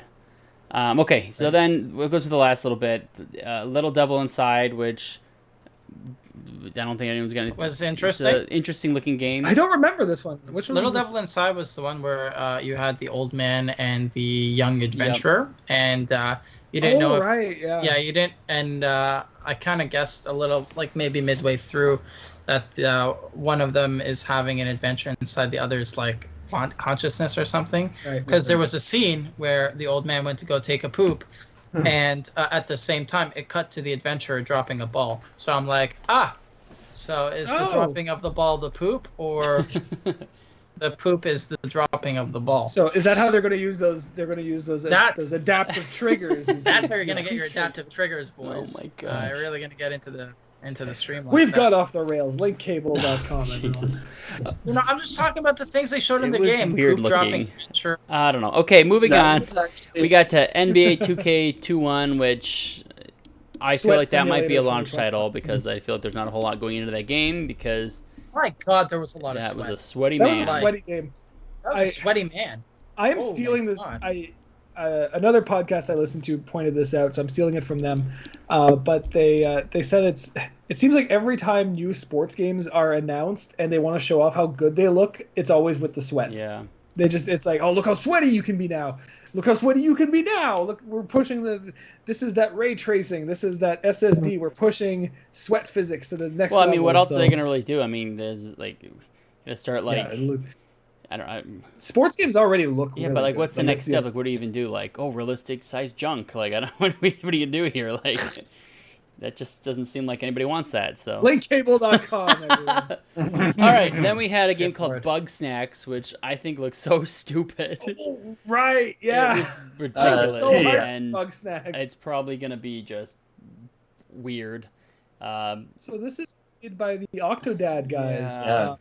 Alex is really enjoying that one. Oh, Jacob, you played Octodad, right? I did, yeah. Love Yeah. it. Yes. Yeah. What are your thoughts on? Are you hyped for Bug Snacks? I am, yeah. At first, I was like, okay, what's going on? Like, well, it's the same thing as Octodad, right? It's kind of like just a wacky, stupid Wavy. adventure that you play through. Like, there's no, like, yeah, there's a story behind it, and it seems that they had, like, they're putting a bit more emphasis on it, especially at the end of the trailer for Bug Snacks. But like, it just looks fun. Like, it just looks like a stupid idea that, you know what, Yeah. they just, all right, how do you make a good game? Well, you put bugs, you put food, I, you put it together, and you put weird controls, and we'll sell this. And I think I don't know. I find it's a really cool concept. I think I said this on our live stream where I was like, it's like they were sitting around thinking about what they should do for their next game, and someone, for some reason, said, you are what you eat," and they were like, There's the idea. We got the idea. That's the one. And that's Yeah. how they got They're the gonna idea roll for it with it. all. Did you guys, Zaid and Kevin, did you guys ever play Octodad? I did not get a chance to. No. Oh, you got to. So the fun thing about Octodad is I don't have a control in front of me, but both, like, all your limbs are controlled independently. Yeah. So I to heard. walk, you have to like move one leg over, and then your other leg you got, because you're an octopus pretending to be a dad, like a human dad. And, like, I'm glad so, you're like, pretending to be a dad. You know, well, no, actually. you have a family, and it's like you're like, let's say you have to make supper for them, and like your arms are flailing, and you're picking up like the cheese, and you're throwing it at your kid, and it's because you have this really slippery control, and it's really funny. Because you're an octopus who's like just pretending to be a dad. You know, I really love the concept of Octodad, and I'm just like, man, this guy is really into his role. Like, It's really funny. I feel like it's like such a, you know, like character actors who like only do one particular type of acting or like one type of character. And I just feel like this person was made to play and pretend the role of being a dad while being an octopus. You know, like definitely film goals. Okay. Check it out. Then after good old Bug Snaps, we had Deathloop, which was already shown before. I think it was at the Bethesda conference before, right? Yeah, it was also. This was the good-looking Bethesda Yeah, so game this from looked show. pretty cool. There wasn't a ton more released. They showed us some gameplay that actually just looked like Dishonored. To be honest, I literally thought it was a Dishonored game. It shows like I very similar looking like mechanics. I think on the stream we were all like, "Oh, this is Dishonored. This is Dishonored," but it was always like, "This is Dishonored," but it looks a bit more fast. It looks a bit more like 70s kind of like Art Deco, right? And so yeah, it looks good. Like it looks like a fun game. I want to know how it plays. Like once you finish your mission, do you just do it again, or is it like does it progress, right? But yeah, Deathloop looked interesting. I'll be honest, I am really not hyped about I'm that surprised. game. It looks so good. I think it looks fun. I don't know. It's just like it just seems kind of weirdly drawn. I'm just not about it. It's fine. Okay. Shame on you. Then the next game was a very interesting. Here, I'll play the video, which popped up here, and we didn't really know what game it was because it was very cryptic. It looked spooky. We were all watching, like, okay, what could this be? And it turned out to be Resident Evil 8. Oh, yes. Not what I thought you were gonna play. No. So it looks pretty spooky, and it looks like it's taking. It's very similar to 7, where it's got like we're in like a outdoorsy type thing with some inside places. I don't know. It looks spooky, and they show us like a castle at the end or something. Being forwarded again. Yeah, it looks scary. These like creepy old people. I don't know. Just something about it just gives me like the heebie-jeebies for sure. But it looks pretty damn good. No, it was definitely spooky. I have not played a Resident Evil since Resident Evil 5, so I never got a chance to play Biohazard. Even though everybody like raves about it. Or I didn't get to play the remakes and remasters, unfortunately. But I think I really want to start back into RE8 with this one. It looks just freaky. I love the atmosphere. It's almost so oppressive. I don't want to say that it's like yeah, it looks spooky and it looks like unnerving, but it doesn't look like, we'll say, overly frightening. Like there's all like it's. I want to say it's unsettling. Like that's the thing they're going for. They want to make you uneasy at every move that you take, and I find that's a really good way of taking the Resident Evil series. They didn't show a lot of. I want to say like they don't have like a lot of gameplay. Well, no, they play. I mean, to get the gist of what's going on, but I think like in terms of like how they're going to go with this game is that like 7, there wasn't many. There wasn't many things thrown at you besides, we'll say, the main antagonists. Those were the people. Like I think it's going to stay on that theme, which would be really cool. Although I find it funny that Resident Evil always focused on zombies and then plague monsters. Have you guys noticed like it's like they're like instead of like having like zombies or plague monsters was like a werewolf guy? Yeah, I noticed that. Very different. So, man, I got a lot of thoughts on Resident Evil 8. I'm actually working right now on an article for the website about my thoughts on Resident Evil 8 because I am very excited for it, but I have a lot of like trepidation about it a bit too. A lot of this game really reminds me of Resident Evil 4. It takes place in a village, which the most iconic part of Resident Evil 4 is the village. It looks like it. You said a werewolf, Jacob. I thought that was an El Gigante, like from Resident Evil 4. I thought that was just a furrier looking version of that. Yeah, furries are everywhere. Yeah, furries are everywhere, even in Resident Evil. It really, there was just something about that game, and like they showed a castle, which is again a really iconic part of Resident Evil 4. the old man with the shotgun. None of the villagers had shotguns in Resident Evil 4, but a lot of them were old men. Just very violent, just going through and mowing them down with your shotgun. So there's something about this game that I think there's a lot of spirit of Resident Evil 4 in it. And I don't know if that's the best direction to go in for the series. It's an interesting one. I'm really, really excited for it. But what made 7 so interesting was that they had never done that before.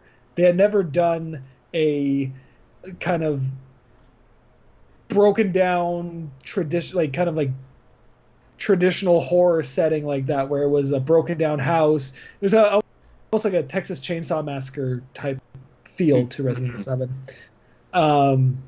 And then with 8, it's like you're going back to something you already kind of did. I am like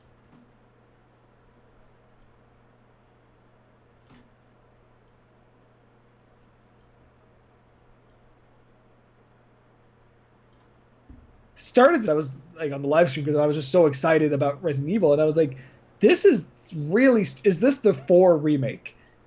It would be like the 4 remake. I think it's like the spiritual successor to the 4 remake. Right. You know? But then if you do it this way, can you remake 4 is kind of the idea then, because you've done the village, you've done it again, right? And I am a bit worried that it's kind of like it's not as creative as another idea. Like near the end of the trailer, they had Chris in there again, which is kind of like, hey, Resident Evil was starting to move away from its established characters and bringing in new characters. Now you're kind of tying in the past. It's a bit fan servicey to me. It's not as unique as I thought. 7 was so cool because it was such a fresh, new direction, and yeah, it was pretty cool. And we were going to like, oh, but if you still want your old Resident Evil, don't worry about it. We're remaking all the old ones. Like we made 2, we remade 3. So you can still get your old characters that you love in new games, but we're going with new characters in the new ones.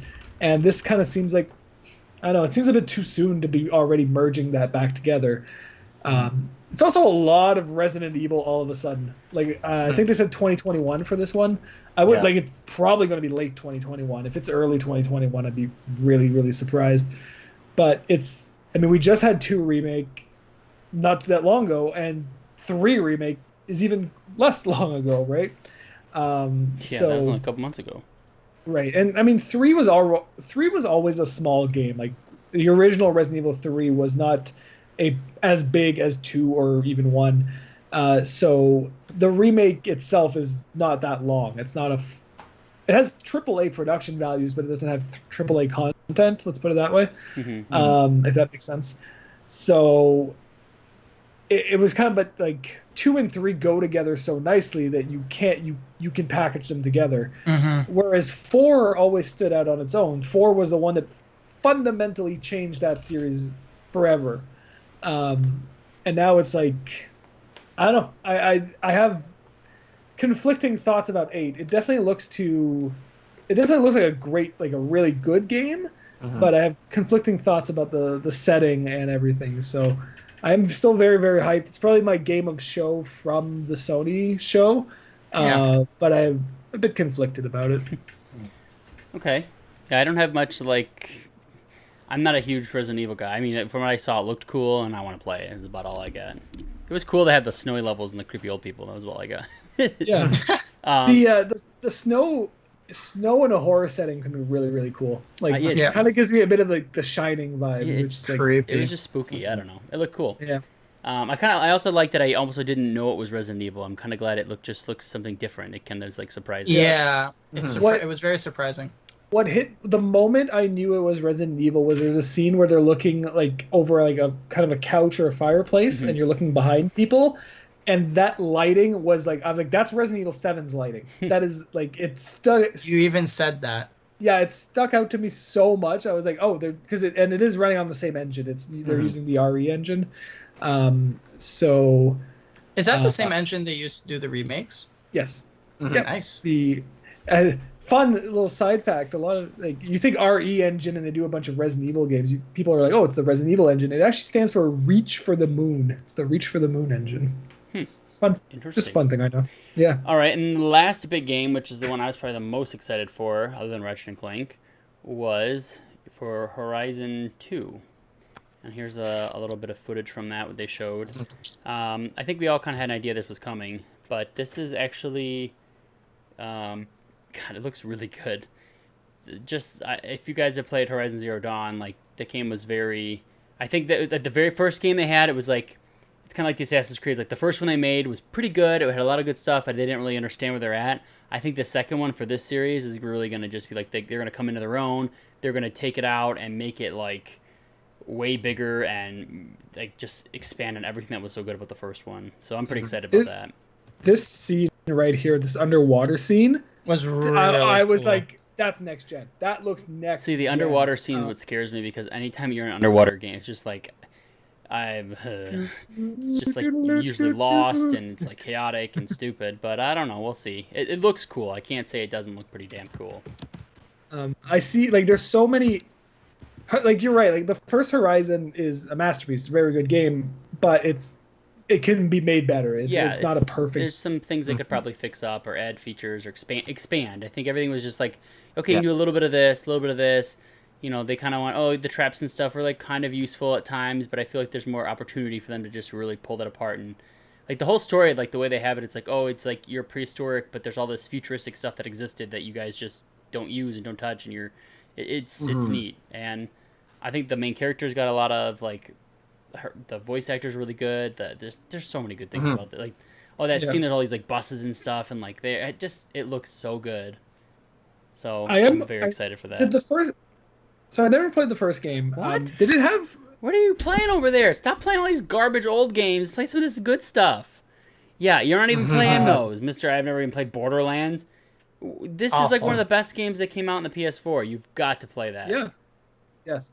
I only got a PS4 a few months ago. Like, I don't know if you guys know this. I did not have a PS4 this entire generation. Well, you have it now. I had an Xbox One. Well, you have it now. Your excuses are done. You got to play this game. It's so good. And if you go online right now, I know Ratchet and Clank, God of War. Yeah, they're like $2. Yeah, everything's they're on giving sale. them away. $2 each. You get the red case. Yeah, and the stupid ugly red. I don't want the red boxes. I have a funny story with that, but that's for another time. So one thing I noticed in the trailer, and what I wanted to ask before you guys just started ripping into me, did the first game have free climbing, like mountain climbing? Like kind of like if you think of how it works in Breath of the Wild, because there's a scene in the trailer where the main character Aloy. Okay. Aloy, yeah. Aloy. She's climbing a mountain, and it reminded me a lot of in Breath of the Wild that you can just climb anything. And I was like, is that a thing in the first game, or is that something that could be a new mechanic in this one? I don't think. I mean, it wasn't like Breath of the Wild where you can just go climb whatever, but there was like climbing aspects, kind of like in Uncharted or something like that. So okay, so it's like you walk up to where the game wants you to climb, right? And you can climb there. Yeah. Okay. I will play Horizon Zero Dawn at some point, but clearly I have to play Borderlands first. Sure. Yeah, you get on that. All right, so finally, I'm finally playing Kingdoms of Amalur. You guys like?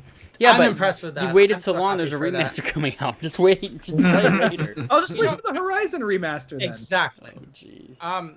So we do have actually the last two of our games that we wanted to talk about. I'll talk about. You want to talk about? Quite interesting. What can I say? So there's one of the other games. The interesting one released by actually was Pragmata. Oh, did I miss one? Yes, it was the game where you had the space suit. Yeah, and they got launched into the moon. Space Suit Simulator 2021. Space Suit Simulator, Walking Simulator 2020. But it was really cool. I don't know anything about it. They didn't give anything away with this story other than you're a guy in a spacesuit and you're protecting this little girl, or maybe you're protecting her. And there's like holograms and stuff, and you get launched into space. Yeah, that's the problem. It's like it looks cool, but we don't know what the hell it is. It's like I hate when they do Don't this. even Yeah. care. I It love re- when they do that. Yeah, but what if it's a card battler? Like, aren't you gonna be a little disappointed? Like, it's a puzzle card battler game that's free to play. Like, wouldn't you be kind of pissed off? I think it'll be more of like an action adventure kind of game. So my expectations are like tapered I to don't what I know. think it'll be. Yeah. But it looks bet's really on- cool. My bet's on a racer. Yeah, A racing kart game. Yeah, racer, you race a the card, moon, kart yeah. racer, yeah, free to play for sure with lots of microtransactions. So Oh God. Be- I thought at first that was it was gonna be like something like from Kojima, like whenever they first started. I was just gonna say, yeah, it's like Death Stranding. When they first launched Death Stranding, it was like no one knew what the heck this game was. Yeah. yeah, I knew it was gonna be a boring walking game. It Yeah. reminded I got Platinum vibes from it, like the way like when Oh yeah. when person in the spacesuit picked up the little girl, they were kind of like jumping up. I was like, this looks like a Platinum game. Capcom's the publisher. It doesn't stop Platinum from being the developer. We don't know that yet. Yeah. But it looks very, like you said, like it's a trailer. I have no idea what this game could be. It could be a racing game. It could be an action adventure. It could be a card battle game. It could be a movie. We have no idea. So yeah, it's one of those things. It's like, I keep thinking back to like, I think because you bring it up a lot, Zai, Elden Ring. I think everyone assumes it's going to be a Souls type game because of the people making it, but like, who knows? It could be a racing game. We have no idea what this is. Not a clue. And The you ring know what? is the Even- lap, the racetrack. You go around it. you know what? If From Software makes Elden Ring into something unsouls-like or, branches off, I would still be excited. They have shown that they've been able to make really engaging and interesting worlds. Plus, J.R.R. Tolkien's going to be there. So It's gonna be one of From Software's like mech games. Martin. imagine. Or like, that'd be Metal Wolf, wicked. Metal Wolf Chaos. That would be awesome. And then, speaking of Elden Ring and From Software, we have our last game that we wanted to talk about for the show. One I'll actually it's not even gonna go there on that one. I'll even sit up for this one because now I'm really hyped. Put on a shirt, tie, and suit. Just technically I have a top hat and a mustache. Very nice, yeah. So we're Alright. gents. We're definitely gents. Just like classy. Biggest hyped game for me out of the entire show was the remaster or remake, pretty much, of Demon Souls, the first of From Software's venture into the Souls aesthetic. Oh, that's not even on my list here. I'm looking at the one from. It's not even on here. I was like, did I forget that too? Oh no. Yeah. But Demon Souls is getting pretty much, by the looks of it, a complete remake. And Demon Souls came out in 2008 or 9, so it was surprisingly old. It's surprisingly old. Because Dark Souls 1 came out back in 2011, so it was before that. And Demon Souls, it was the first of its kind in the franchise. So the mechanics were janky, the movement was weird, the item management was awful. And it's not actually From Software who's doing the port of it or the remake of it. I can't remember the name of the developer, but they've actually Bluepoint, thank you. And Bluepoint has worked on a few other remasters of recent times that have been actually very well received. So I'm excited to see where they go to this one. Not just that, but Demon Souls is hopefully adding in new content. By the looks of the trailer, there was a snowy area that was originally in the base game but had been cut. So hopefully we'll go into that. I'd love to see that game come up soon. Yeah. I am pretty impressed at the level of remake it is. I thought it was going to be a remaster. I thought it was so going to be too. Hey, we cleaned it up. We cleaned it up. It looks a bit better, but it's the same game. This looks like a full remake, and which is really nice to see. I think Demon Souls is that game that back in the day was always remembered as what came before Dark Souls. Dark Souls is when it really took off, but Demon Souls was like, yeah, there's that before. You don't have to really worry about it. Not So to it- say it's a bad game or no, it never had the notoriety that Absolutely. Dark Souls did. Mhm. And like that franchise, that I don't know if you can call it a franchise, but that set of games, like the Soulsborne things, are just blowing up. People love these things, and for this to be there is really interesting. One thing it's a bit worrying was that they didn't show any gameplay, which makes me worried that this I know. thing is further off than we think it is. Which for a remake remaster, like this could be a launch game that people would get behind, right? But if they're not even ready to show how it plays, I'm a bit worried about that. I'm a bit like. Then again, I agree. I don't think it's going to be one of the launch titles right away, but I think it's going to come out maybe in 2020, late 21, maybe 22. Right. And even all the older Soulsborne games, all they ever showed were trailers and cinematics, and less so gameplay until pretty close to release. Like Bloodborne only got the trailer, and then like months later did we get some kind of actual gameplay. So I think it's in line with kind of their progression. I would have liked, but the difference is we didn't know how gameplay was going to be in that game or the other previous ones. So it's like I would have liked to see some gameplay, being as how it's already a game that existed and it's not just something new to wow people with afterwards. So that'd be nice. Right. But I do believe we have one last thing to talk about before we end this off. Yes, we're going to talk a bit about our Hardware. first reactions and kind of thoughts on the hardware. So Sony did show the PlayStation 5 consoles. There's two of them, two different SKUs coming out at launch. I had a pretty negative reaction. I'll admit, the first thing I said when I saw that when they showed like what the hell? No, it was bleh. Yeah, it was bleh. It actually was bleh. A few days have passed. I've looked at the system a bit more. I don't hate it as much. I don't find it as offensive as I did back then. The digital only version looks better. It's that symmetry, so. Right? Yeah. And again, I'm stealing this from another podcast. It was their idea, but they kind of like got me thinking about it. Spawnwave, by the way, check them out. They're really good. I mean, they have 500,000 subscribers. You've probably already checked them out. Sounds like they don't need any help. But yeah, they don't need any help. Screw them. But he mentioned that the disc drive on the PlayStation 5 almost looks like an afterthought. Like they had to put it on there because it was necessary. It's still necessary in this day and age. I can't believe it. But that the original idea for the PlayStation 5 was an all digital system. It looks how it better. Should be. You got strong opinions on that. I mean, I clearly am still into the physical games. A lot of these are older. I do not believe in it. At the time, great, but yeah, but I think you gotta give me more storage space. Like that's like you can't give me an all digital console and give me 1 terabyte when Call of Duty Modern Warfare is 500 gigs. Like you can't give me like that. You have to give me 10 terabytes.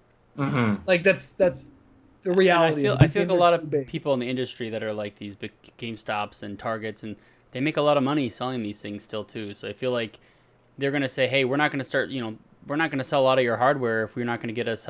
We make money by you selling games like everybody else. Like we get rid of that. They don't make any money selling the gift cards for the digital store. Plus at Christmas time, Grandma and Grandpa's, they don't know what to go buy for digital coupons and stuff. Grandma and Grandpa knows, I go to the store and I get little Jimmy the game that's at Target or something like that. So, I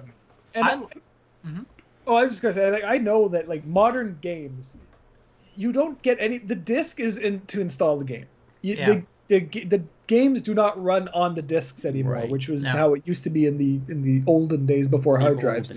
The old. Well, so old consoles like the GameCube, the OG Xbox, PS2, you can open the disc drive while the game is playing because the game just loads it to RAM, and it just plays from the RAM. It doesn't play from the disc itself. It just loads it there. But now everything's installed on the hard drives, which is faster. It's supposed to be faster, but you're just buying like. I keep thinking back to it. I'm not going to reach back for it, but like I have Call of Duty Modern Warfare. I bought it physically. I have installed so many updates for that game. It's like 5 times more than what is on that disc. So it's With a disc, with a digital version, you need that storage capacity. I wish they would Yes. trade it. oh yeah, I would be really if the PS5 all digital, if they're like, hey, we don't have a disk drive in this, but it has a 10 terabyte hard drive. Cool, that's probably enough. Mm-hmm. I did, I enjoyed how the PS5 looked. Personally, I think over the Xbox Series X, I like the Hard disagree. Yeah, me too. I know. think the Xbox was way cooler. I like the sleekness and the chrominess of it. It looked kind of futury. I like the. What's funny though is I like the. I feel like ow, just hit my hand on my desk. This is the first one. Like you feel like they're gonna make like 6 different versions of this thing. I mean, if you look at the original Xbox One, nobody even remembers what it looks like because they came out with like 3 other ones. They had the first change of it, the S, the X, then the digital. So I mean. I like the Xbox One VCR, like the old giant one. Yeah, that like, was I just thought a it big looked piece so, of like hollow plastic. It felt like I still have mine too, but it's like that's such a long time away at the end of this generation. So I feel like we see this now with this PS5 and stuff. You're gonna be like, well, the next one they might just do is all black or something different and make it. I feel like the next after the very first big one gets like, oh, everyone looks at it, and it's looks so fancy and stuff. Then the next one they do is just like, we don't really care what it looks like. People just want to buy this now because it's for games. Yeah. I did kind of look back at Sony's design history for their consoles, and I never caught on to this this fact that their consoles were never symmetrical. The PS1 was. The PS1 is the disc drive's in the middle, and then you have power and reset on the other side. But the PS2 is not symmetrical. The PS3 is not symmetrical, and the PS4 is mostly symmetrical, but it does have that like slidey bit. That slidey bit on one side. Like the disk drives were very rarely in the middle of these systems, where so this PS5 kind of follows that design lineage. I don't know if this doesn't really come off in the trailer that's playing right now. This thing is giant. Is it? It's bigger than look at the CD size. Yeah, it's bigger than the Series X. It is a massive console. I'm going to send you something, Zai. I'll put it in our chat that we have on the side here. It's the size comparison of the PlayStation 5 and a bunch of other systems because it is gigantic. So right beside it here, I'll put it up on. Yeah, it's a little the difference with the CD and the not the CD is not even look at compared to the controller. Yeah, it's not too insane, but it's interesting. So here's all the. Sorry about that. Skype sucks. There's the headset, the remote control for the media. There it is. Sorry about that, guys. Oh my god, it's huge. Yeah. That's what she said. Sorry, Skype keeps dropping out on me. I don't know really why. But yeah, it's massive. And like that's it in its vertical orientation. I don't have an entertainment unit that can hold that thing. I don't want to put it on. So the way both the PS5 and the Series X are built, they suck in air through the bottom when they're held or displayed vertically and shoot it out through the top. That's how they cool it. That's why the Series X, you have those holes on the top, and the PS5 has those grills along the side and the top. So what these systems do is they pull in air from the bottom and shoot it up through the tower, and that's how they cool whatever's inside. How are we displaying these things? Like even on their side, you're just shooting it sideways. They're going to have massive. I think the PS5 has 2 fans. They said, which is more than the PS4 has, and the PS4 already just sucks that air in loud. like crazy. My PS4 Pro is very loud. It is. I don't know I don't know where to put a PS5. That's kind of like looking at the sides of it. I don't want to put it on the floor. I've got a cat. It'll suck the cat in with it. But are these systems just too big? Is the other thing.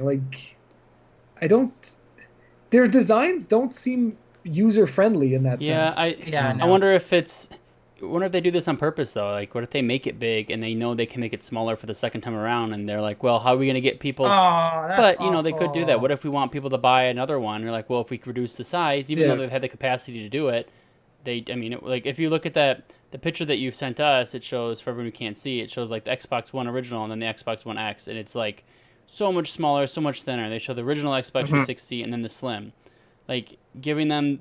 They may already have the capacity and the ability to make a small one, but if they make it right off the bat, then they don't have something else they can make for later. So maybe they do make this massive PS5 that stands out, and then in a year they go, well, we have a Slim now, which is, quarter of the size, and it's, totally different. I already want a PS5 Slim. Yeah. That's... Yeah. I don't like the design, first of all. Like, that's... To me, it looks... Sony came out and said they were trying to make a system that looks like it will be relevant throughout the next decade. What do they think is going to happen? This decade's going to be a little weird. So the 2020s are going... Like, if you want to look at future tech, just look at your old routers from, like, the mid-2000s. That... Or, like, modems. That was peak tech. I'm excited for it. Yeah. I'm excited for the console... Like the games that are going to be on the console, I don't know where I'm putting this thing. I don't know, a stool in the middle of your room. That's about it. Like, it just remind me of PCs, right? Like just how PCs look nowadays. Yeah, that's the vibe I get out of it. And personally, for the design of the PS5, like it's okay. I much rather the all digital version, just on how it looks. Yeah. I mean, like I literally just put my TV on the wall, and now like the extra space I have on my TV stand, like I literally have my Switch and my bulky router that basically looks like the PS5. I can definitely put a PS5 up there, but like I'm just thinking of, regular units where like you can't put it, you shouldn't be able to put it underneath. Like I'm just looking at my TV stand. I'm just thinking it's like logistically it's weird. Yeah, there's no room underneath. I would have to take a shelf off to put the Xbox on its side, or like or even the PS5. I don't even, like, I'm exaggerating a bit there, but like a regular TV stand. Like if you have a 40-inch TV and you have a 40-inch stand, the shelf itself on the inside is very small. Mm-hmm. Like you're taking up all that room, or you have to buy another stand, or you have to put the TV up on the wall like I did, just for the sake of having that extra space. Yeah, it's very demanding as a console. Like it's. I think we just went through a generation with, especially like when the slimmer versions of the PS4 and the Xbox One came out, we went through a generation where these things wanted to blend into your entertainment system. Like Microsoft made such a big stink about the Xbox One X and how it's their smallest Xbox ever, or Xbox One ever, and it's the most powerful version of Xbox, but it's so compact.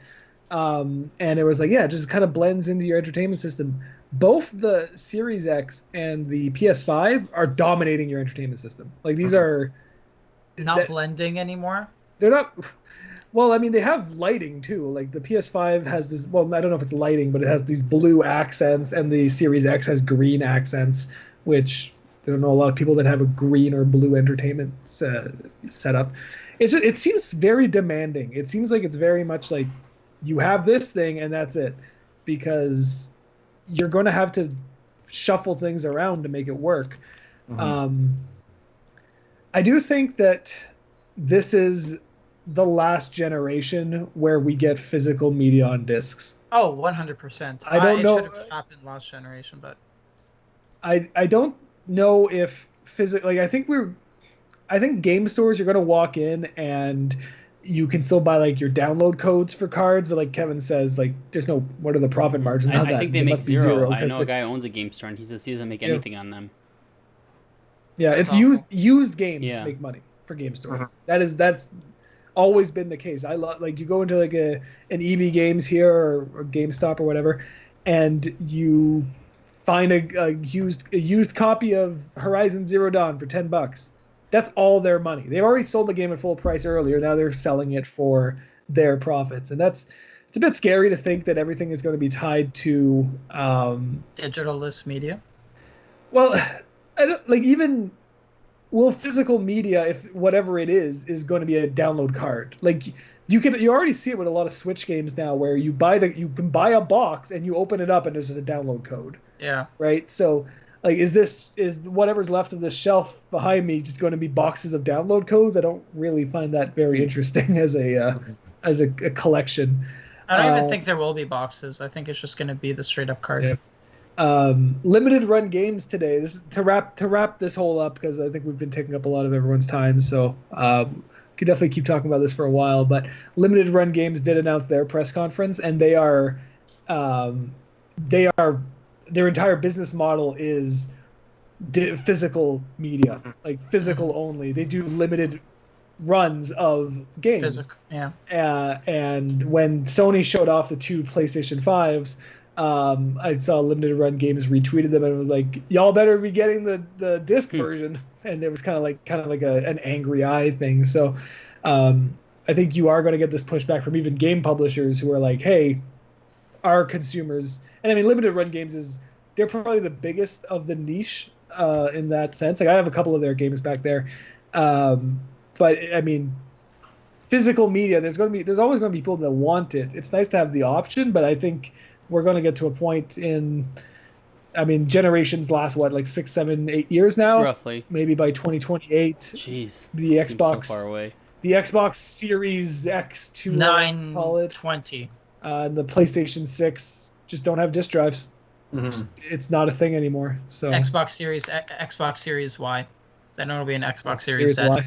No, it'll be Xbox X Series. They'll just flip it around. Anyways, is there anything else you guys want to talk about the PS5 or anything games related? And then we this is our longest show yet. Yeah. Because there's a lot to talk about. But is there anything else you guys want to go over real quick? I'm excited for the next gen.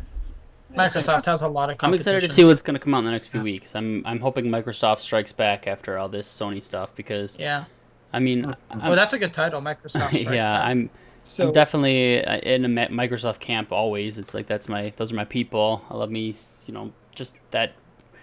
I want Microsoft to win because I like what they're trying to do, but then Sony comes out with a bunch of cool games, and I'm like, shit, good luck. Yeah. But Games Pass could save them, and maybe they have some cool things up their sleeves. We'll see. Next week is going to be a bit. It's going to still be a busy week. I think our next show is also going to be a rather long one, because next week, there's still there are a couple of episodes left of the Guerrilla Collective and IGN Expo. I'll tune in if I want. I guess it doesn't seem like they're announcing a whole lot more. But then on Tuesday, there's the Steam Game Festival will get started, which I actually just found out what they're going to be doing is they're going to be showing games and be like, go try the demo on Steam right now. So that's pretty cool. Iron Harvest 1920 Plus is getting a demo this week on Steam. So I'm really excited for that. Everyone needs to check out Iron Harvest 1920 Plus. It looks really, really good. It's based on a board game. It's an RTS, so go check that out. I'll be playing it. Might stream it, might write a preview. I haven't decided yet. Nice. Then we have the Upload VR, which is doing their second ever press conference. So these guys only focused on, obviously, VR. So that's also on Tuesday. The big one for next week is on the 18th on Thursday is EA Play Live. So EA Play has been really crappy for a couple last year was okay. now. They did a lot with the Jedi Fallen Order last year. I remember that. Oh, that's true. Yeah, Jedi Fallen Order was the only interesting thing last year, because after that it was like Apex Legends and The Sims 4 and Madden. I think that was it. But this year, it's the next gen year. I really hope they finally say something new about Dragon Age 4. That was announced a while ago, and they haven't said a thing about it. I'm hoping I get some from Anthem. That's what I want to hear. Like, how's this redo of the whole game going? Because I wanted that game to be great, and I wanted it to be so much fun. Let's hope that they can fix that up. A lot of rumors as well from EA. Like, there's the Star Wars game that's sort of leaked. Star Wars That's going to be coming out most likely on that. I think they said that it was going to be on that, wasn't it? Didn't they say it's officially going to be on there? Yeah, so they came out and said, so Star Wars Squadrons leaked yesterday on the Microsoft Store. And then, it leaked 2 days ago. And then yesterday, EA was like announcing Star Wars Squadrons. It was like, okay, sure, you just you had to do it. And then the debut trailer is actually coming out tomorrow. Thank God. On Mondays. So I'm hoping we get a trailer tomorrow, and then they're like, oh, check out gameplay during EA Play Live. I want to see this game played. I really, really hope it's a spiritual successor to Rogue Squadron. Those games That were was a just fun game. I hope so too. those were the best Star Wars games. I'm gonna love KOTOR. We talked about it earlier. Rogue Squadron series is the best Star Wars games. And then that's it for next week in terms of events. And then the week after that, it's even more. Yeah, we got just, and then on top of it all, Last of Us 2 is coming out. Oh, so excited. Shit! Yeah. Forgot about that too. I don't know what's going on. I'll be playing it. You're right. It's not just new games being announced. A game coming out. That's actually a huge game. Yeah. Is everybody planning on picking that up this week? Oh, I already have it pre-ordered. I'm my cousin and I are both getting it. I don't know if I'll pick it up this week, but I'm not far away from picking it up. I need to finish Last of Us. A PS4 game I've actually been playing. So thanks. That's actually a PS3 game, but okay. All right, boys. Even though it is on PS4, you're The getting wrap-ups. The remaster, right? Yeah, I'm playing it on PS4. Yeah, I started on PS3, Yeah. and then I waited too long, and then the remaster came out on PS4, or the port, or whatever it is, and I played it on PS4. It doesn't look that much different, to be honest. How long till Last of Us 2 comes to PS5? It's going to be very soon, I bet. I bet Same it's going to here. be announced the week after or something crazy. I don't know. All right, guys. It'll be the launch. Good title. show. All right, so yeah, Good job. great show. Had fun. We got through it all. I know it Everyone was enjoyed. intense. We had pretty strong 6 people watching almost the whole time, so that's pretty good. You guys stuck through it. And Appreciate The it, show's boys. title is just like news. I think that's something like we're going to call it. So. Too much All right, news. guys. Thanks for watching. all right, yeah, check us out, linkcable.com for all the content. We'll be back next Sunday for episode number 10 Ooh. of the Link Cable podcast. So Yep. And Tune in. don't forget to send us an email at general.mail@linkcable.com link-cable.com. I always get yelled at for that one. And make sure to tweet us at linkcable1 and subscribe to us on YouTube and Twitch, boys and girls. Thank you so much for joining our podcast today, and sign into any of our app podcasts. Have a good day, Thanks, everyone. guys. Take it easy.